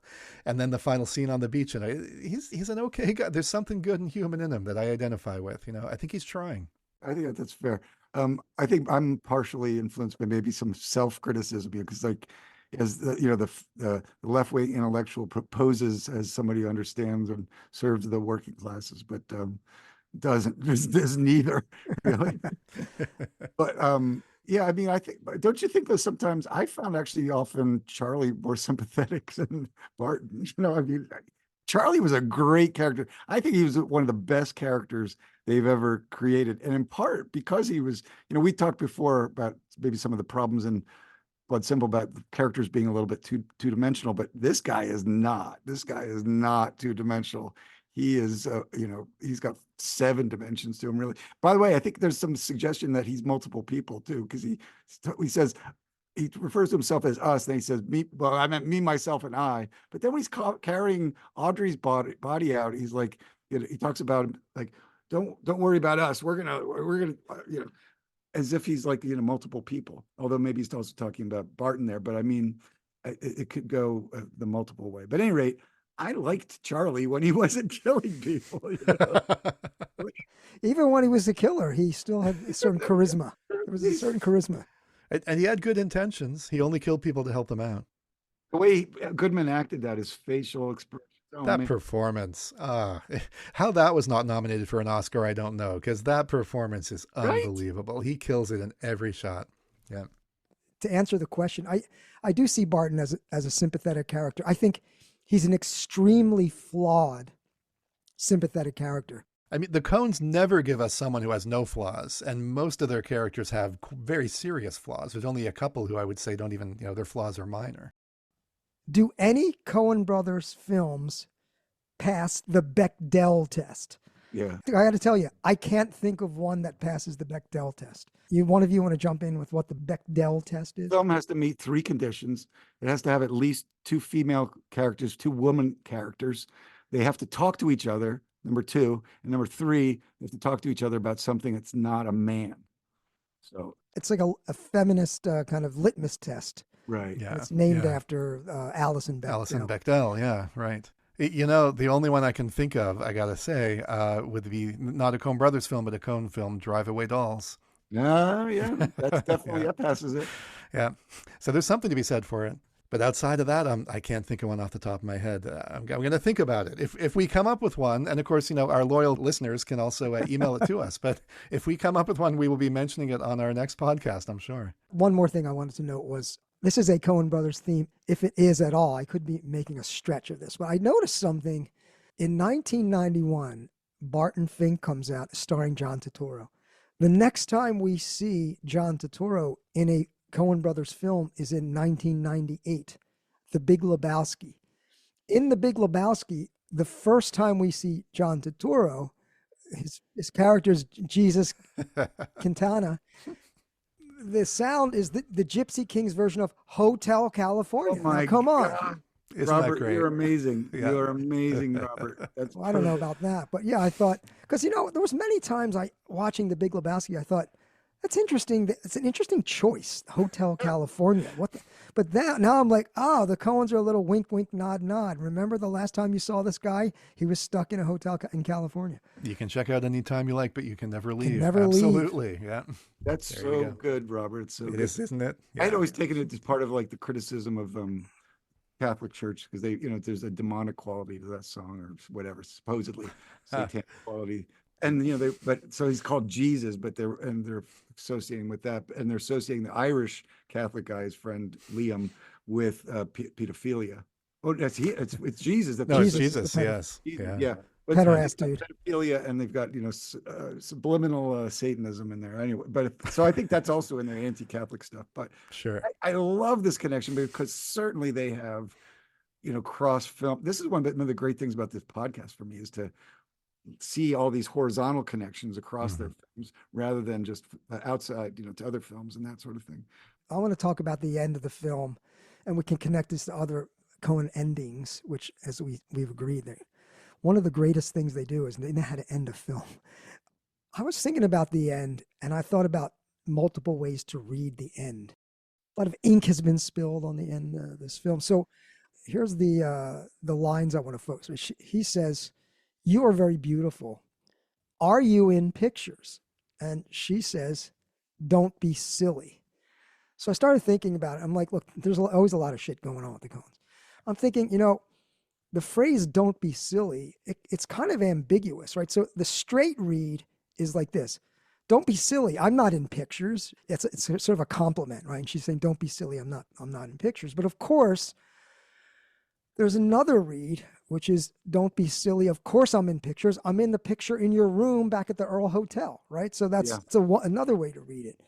The picture in his room is, and this is where I think it connects to the notion that what is going on are the ideas inside of Barton's head. And that is, I think Barton has 2 images, as many people who are writers or artists do, of sort of LA, right? Of Hollywood in particular, right? There's this one aspect. I'm going to say it's personified in people like Woody Allen. Like Woody Allen loves to trash California. A lot of his films, it's like the only cultural advantage of living in California is that you can make a right turn on red, right? So there's this view that, this nightmare that we see in Barton Fink that of the writer thinking this is what I have to do. The artist has to go and prostitute himself. But I think there's this other image of LA, the myth of LA, the pristine beaches, the beauty queens walking on the beach, the ocean crashing, the promise of California. And so part of it is that's the other part that Barton has in his head that we all have when we think about LA and we think about California. And so part of what's happening is he has this nightmarish part in his mind, but he also has this other part. And when he gets totally smacked down by Lipnick, now he's free to go into the picture. That the picture in his room, there's always the sound. When he looks at it, you hear it's like the siren, the call of the waves, and it's the Odysseus, right? And so that's sort of he's into that part of his mind where, hey, California is where you go to the beach and carrying a box with a head in it, and you're dressed oddly, and you see a beautiful woman, and she talks to you. I mean, that's incredible. But let me just throw this out there. There's also another kind of a meta way, and I'm not saying there's lots of textual evidence for this, but I think there's something else going on. And remember, these are the Coen brothers, right? So there's kind of a meta breaking the fourth wall read on this kind of thing, because the actress who plays the bathing, they call her Beauty in the script, she is obviously in pictures because we're in a theater and we're right. watching a film, right? And so when she says, "Don't be silly," there's a sense in which, John Turturro is talking to an actress and she's saying, "Don't be silly." What do you mean? You and I are in a picture right now. I think that is another way to read it, as the Coen saying, "Hey, we're going to throw this out there and let you play with it," because God knows they claim none of this is planned. And speaking of that, though, it is interesting that the seagull at the end, from what I understand, that was total chance, right? So that was not CGI. The seagull happened to dive into the water at that moment. But I thought that was Ethan Coen's pet seagull that he had trained for this, but I guess I was misinformed on that. Yeah, no, that's a great moment. It's a great shot. I don't know. So what are you guys? What are your? I think you're brilliant. I think that was great. That was all great. Yeah, I mean, first of all, can I just comment on how perfectly she was cast? I thought, there's a certain kind of, ideal of beauty that was characteristic of that time, and they really nailed it, I thought. And even her voice, the way she spoke, I thought really had just the right intonations and inflections to go with that moment in time. But yeah, I really like what you have to say. I might say that. So there's the rock there, and so one way you could read, I love your ambiguity reading, but is that, so if the rock was entering the dream in the beginning, one way to read the rock is like, oh, now we're leaving the dream. But no, it could mean it was real when he was in Lipnick's office. Now he's entering another dream. So he's left the cold, hard reality of the studio system. And now he's maybe even gone farther into, because the picture of her was a picture within a picture. And now he's entered the picture within a picture. But anyway, it depends on how you read that rock. But I love the ambiguity. I mean, every one of your readings was really great, I thought. Yeah, agreed. And it's really the possibility of all these multiple, and the existence of these multiple readings that is making this scene work, and is so rich that we don't know how to take it. And he doesn't know, again. I mean, to me, my most natural inclination is to see Barton Fink at the end of the film as just a broken, lost man who doesn't know what's real. Yeah. And he's trying to get some help from this person who he doesn't even really know if she's real. And he doesn't know anymore. Is this all a dream? Am I a character in a movie?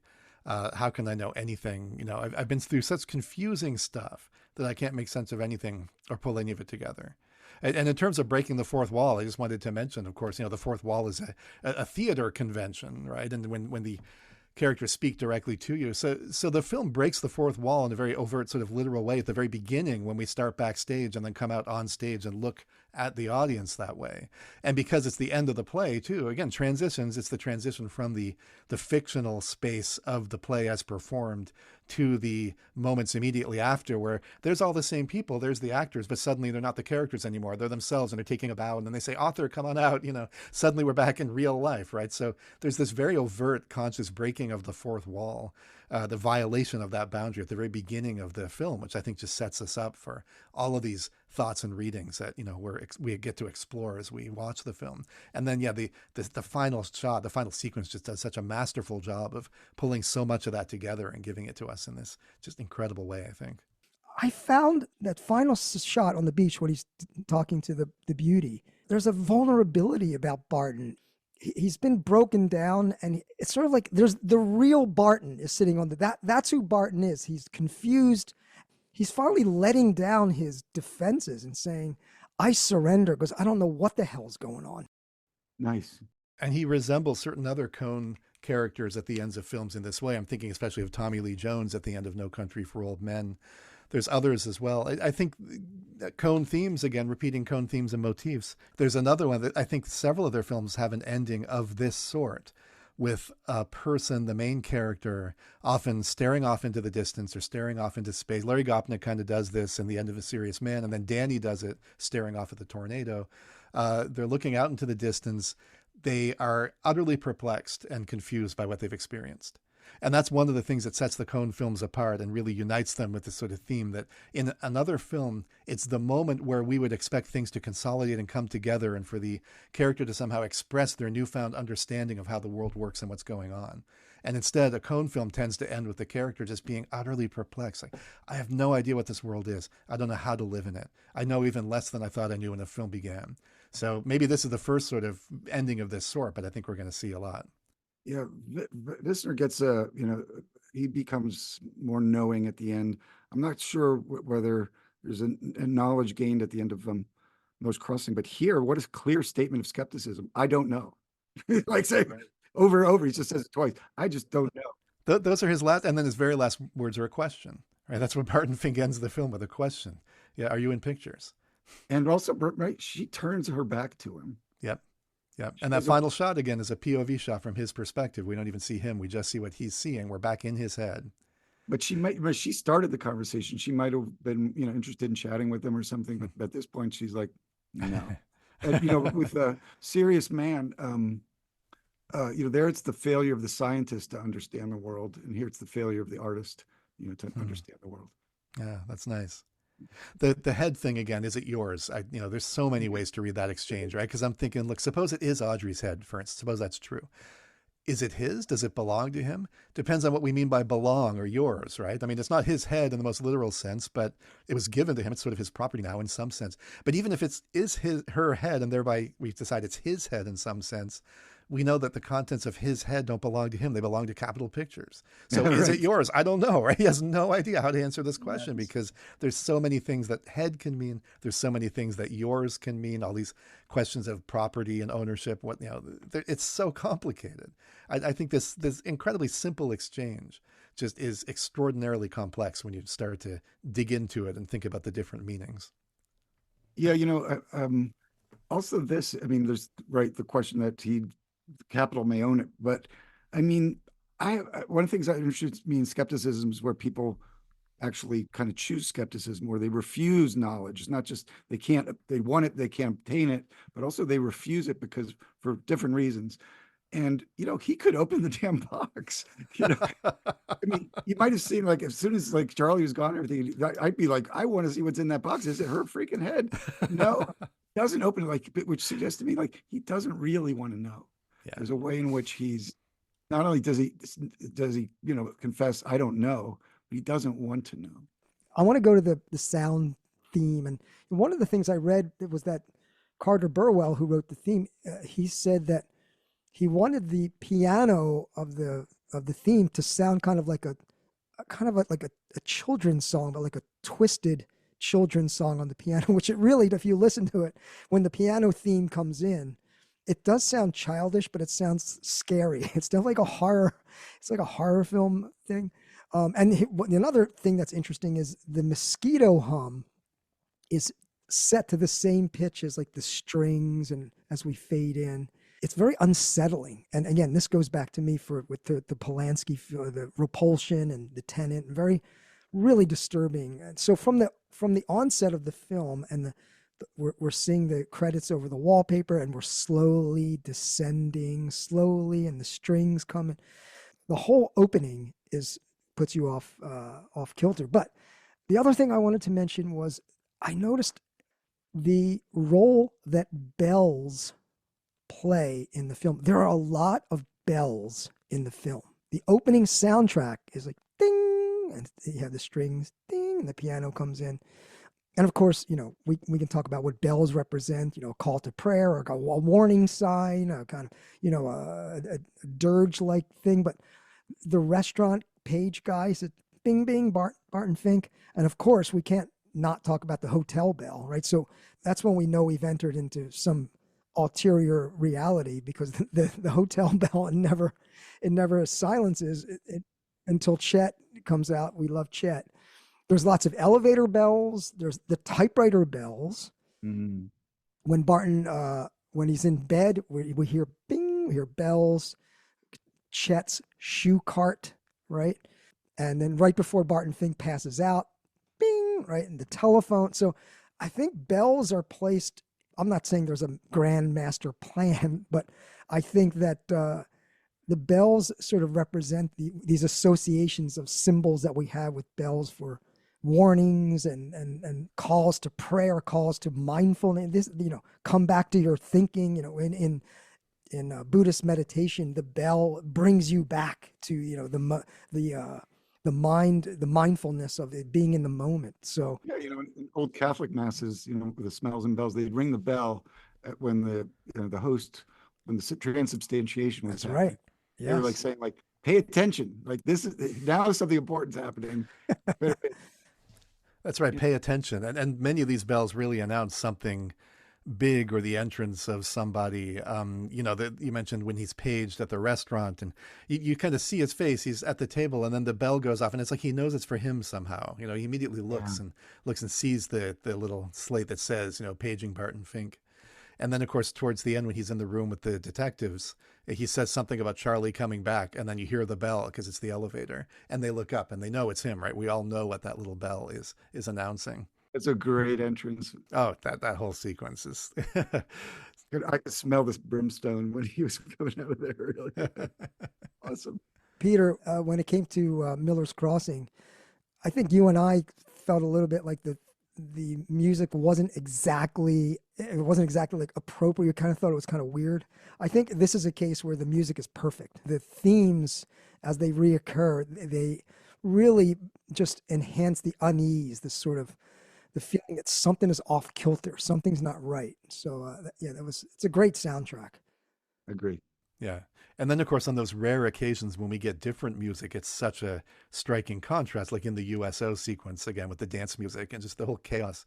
Because that sequence really stands out in all sorts of ways. We go from the Hotel Earl, which is almost completely uninhabited, to this packed room of excited revelers.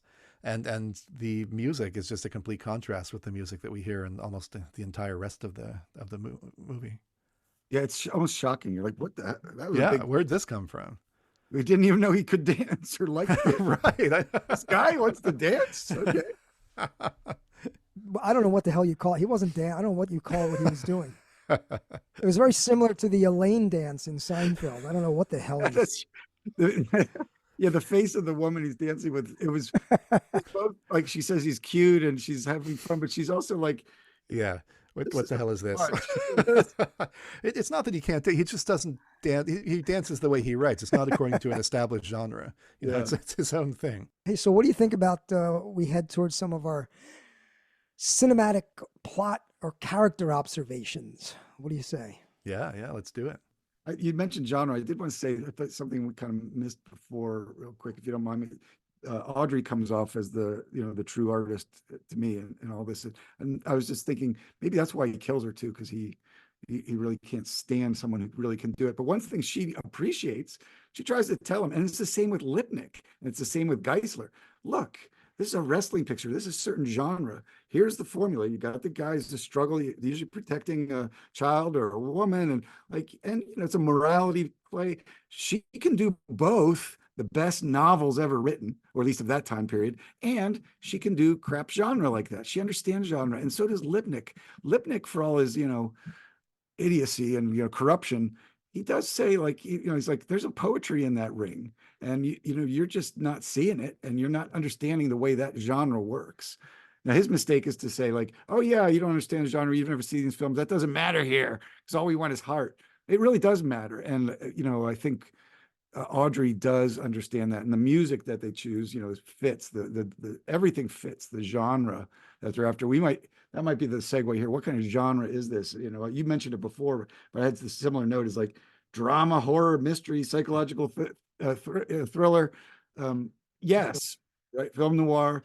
Yes, it's so many of these things, and it's really one of the brilliant things about it is the mixture of the way they play with genre. I think these are filmmakers who really, for whom genre really matters, and they know how to use genre. And just the very conceit of such a non-genre film or multi-genre film about a guy who's trying to write a genre film and struggle with it is just so great. Or he can't bring himself to do it. Maybe he understands, but he can't. And I think, because of course the Coen brothers are filmmakers, they love genre, but they've never really made a straight genre picture, right? So they're both drawn to it and resistant to it in some way. So I think that some of that ambiguity or ambivalence is that's one of the things that I disliked about him, is because you thought like it was this insistence on his pretension at all times. Like it has to be this kind of elevated, whatever he's after, ideal text at all times. But remember, like Audrey, she's like, oh, some of those wrestling movies, they were so spirited. She says that she enjoys them. She can enjoy that genre on its own terms. That's probably true. But I think of him watching those dailies and how ridiculous and awful they are, and just the look of horror on his face, right? This is what I'm supposed to write. This hulking guy, I will destroy him over and over. Like, you get where he's coming from, right? You understand. And it is meant to, because it's like that genre is going to destroy him. That right. film is going to destroy him.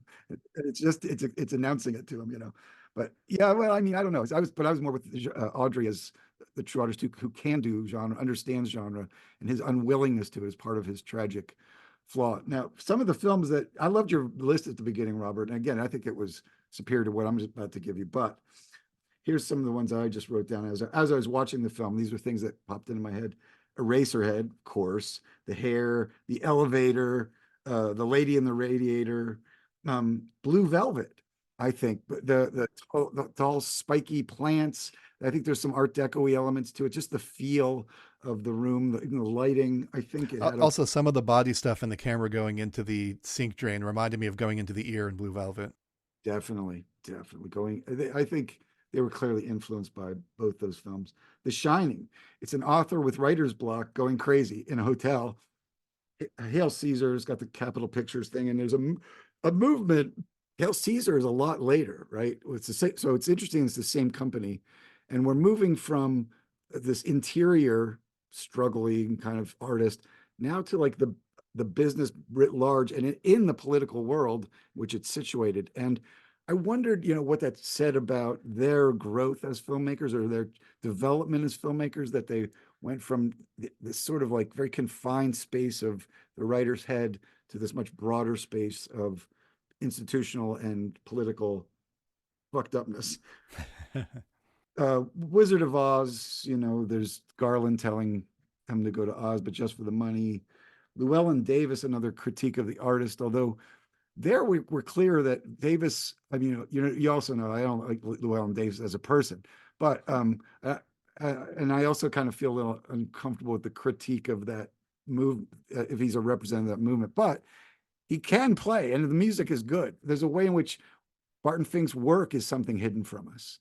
It's not just what's behind the walls; it's behind the sheets of paper. He puts the piece of paper down, but turns them over, and we don't see them.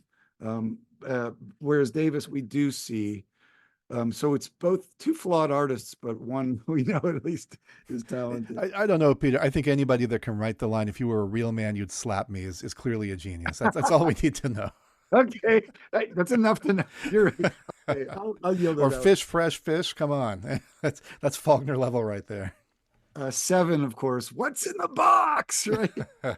Right. Wait, so that was after. That's actually a 90s film, actually. So it's probably maybe it's 7 that's commenting on this film. But yeah, and then just a stupid little thing, but the Terminator, because remember when Charlie leaves the room, he says, "I'll be back."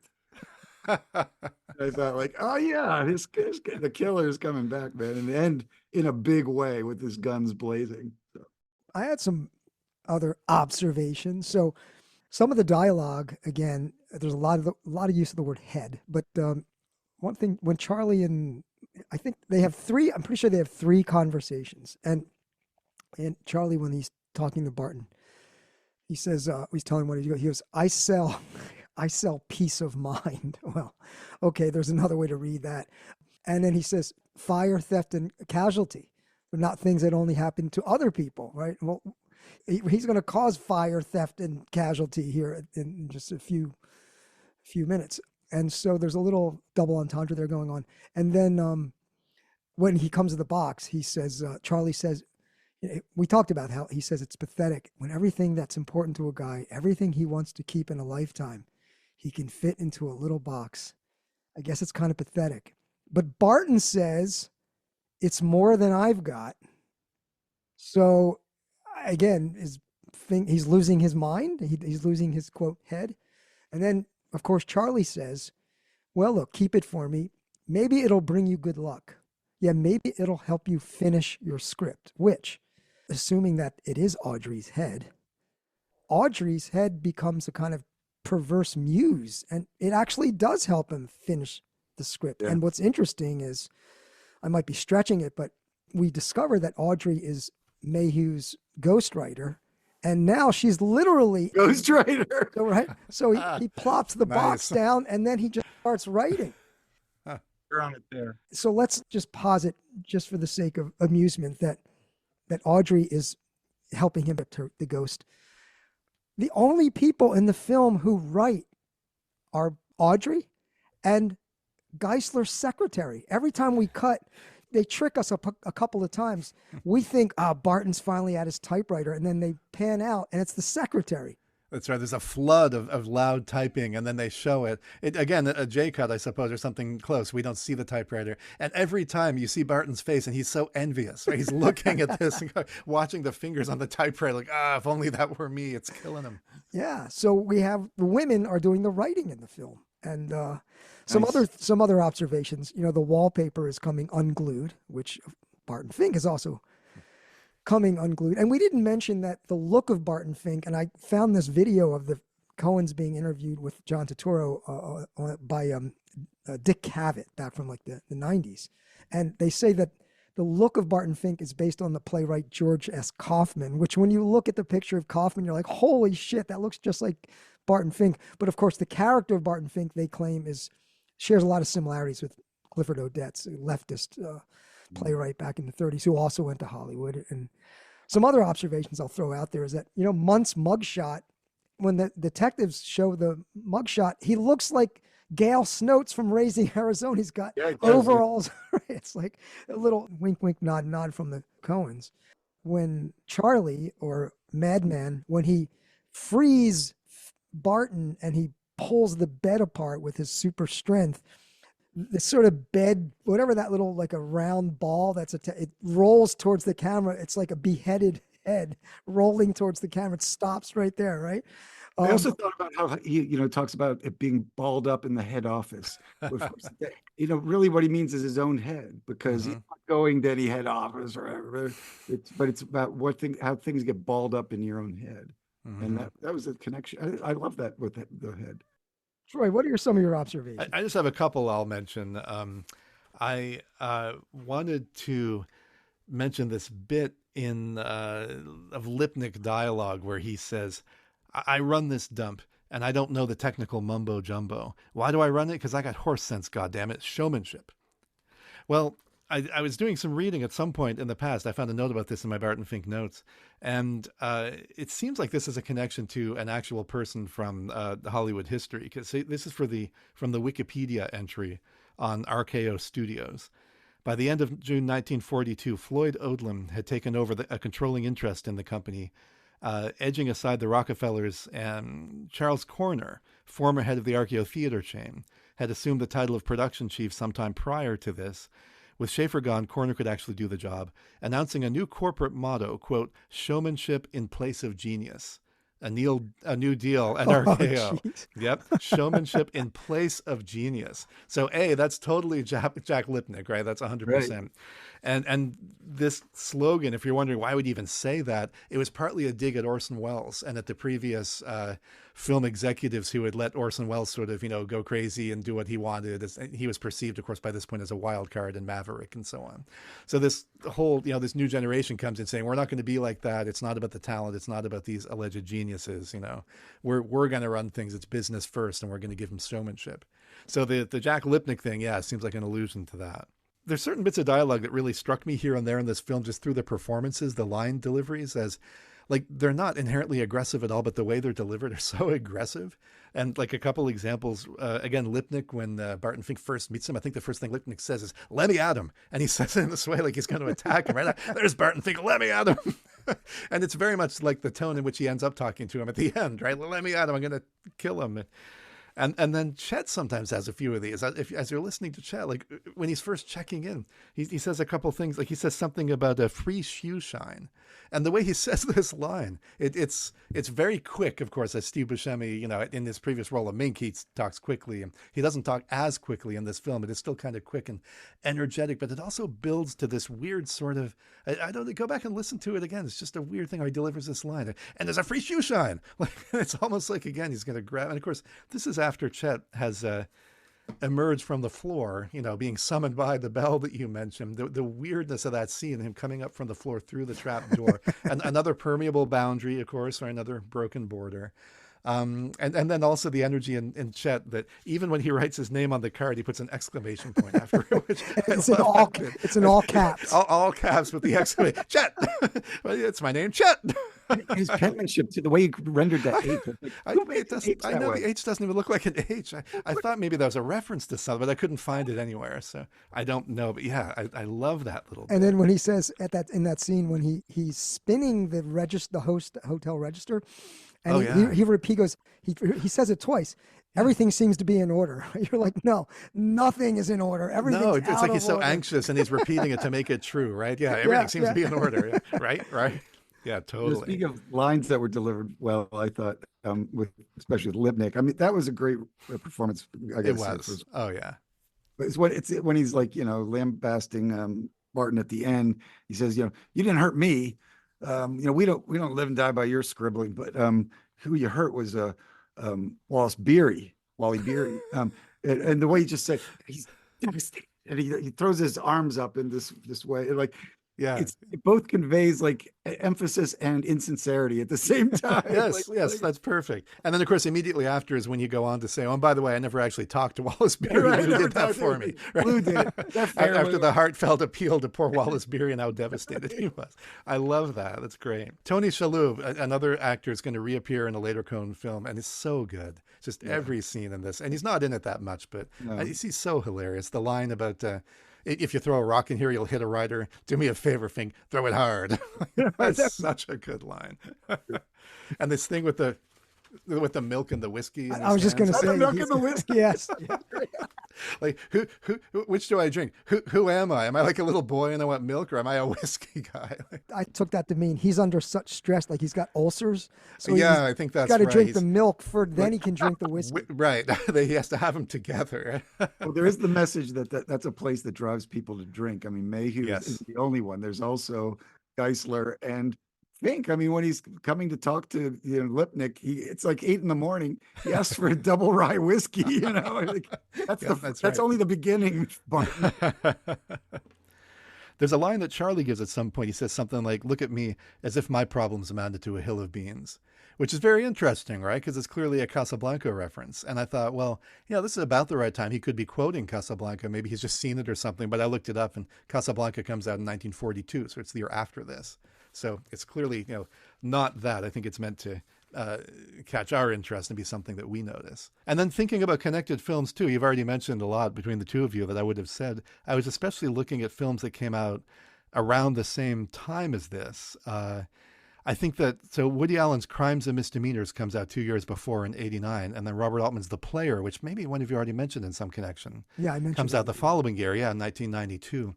Both of those being The Player more overtly being a film about Hollywood and filmmaking and also crime and evil and the the destructiveness of the studio system and the power and stuff. Crimes and Misdemeanors being also about that in a different way, not Hollywood necessarily, but Alan Alda is the filmmaker and Woody Allen's the more honest filmmaker trying to make good movies and really struggling, right? But both of those have scenes also. They're like this film in a way in which they're about reality and narrative. And both of them have scenes towards the end where the writer of the film or the filmmaker confronts the main character in some way. So, Tim Robbins at the end of The Player calls the writer on the phone and negotiates for a good ending for the film that he himself, of course, is in, right? I want to get away with it. How can I make that happen, And Woody Allen at the end of Crimes and Misdemeanors, of course, Woody Allen, who's making the film, confronts Judah and is schooled by Judah, essentially, right? Who says, because Woody Allen, has seen too many movies, and that's what he's told. And he thinks that if you do a crime, you'll suffer eventually, a poetic justice. And Judah says, yeah, the world doesn't work like that. I got away with it. I woke up one day and I felt fine. And Woody Allen's shocked.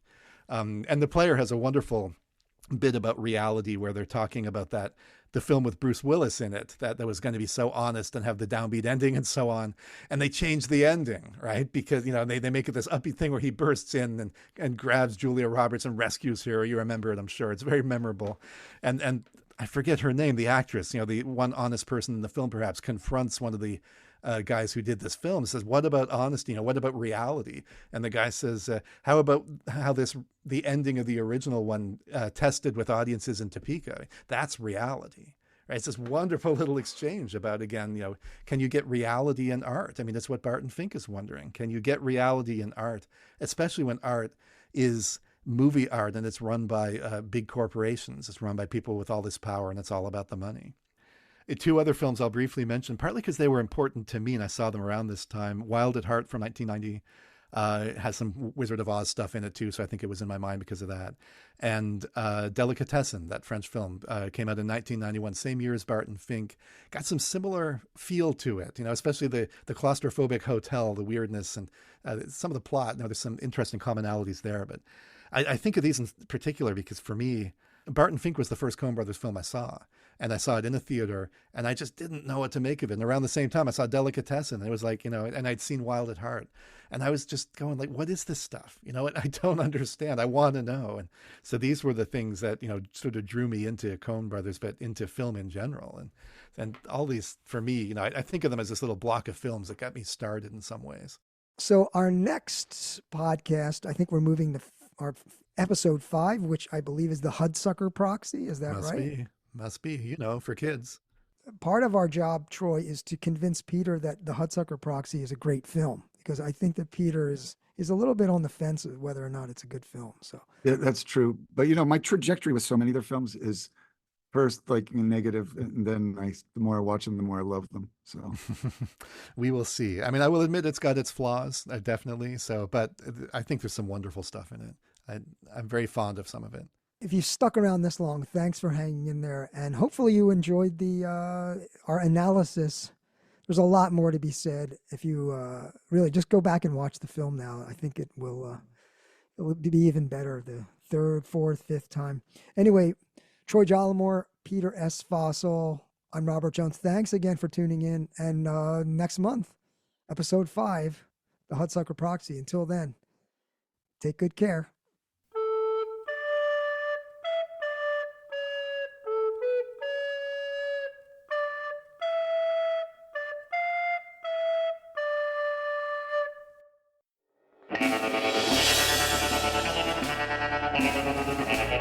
Thank you.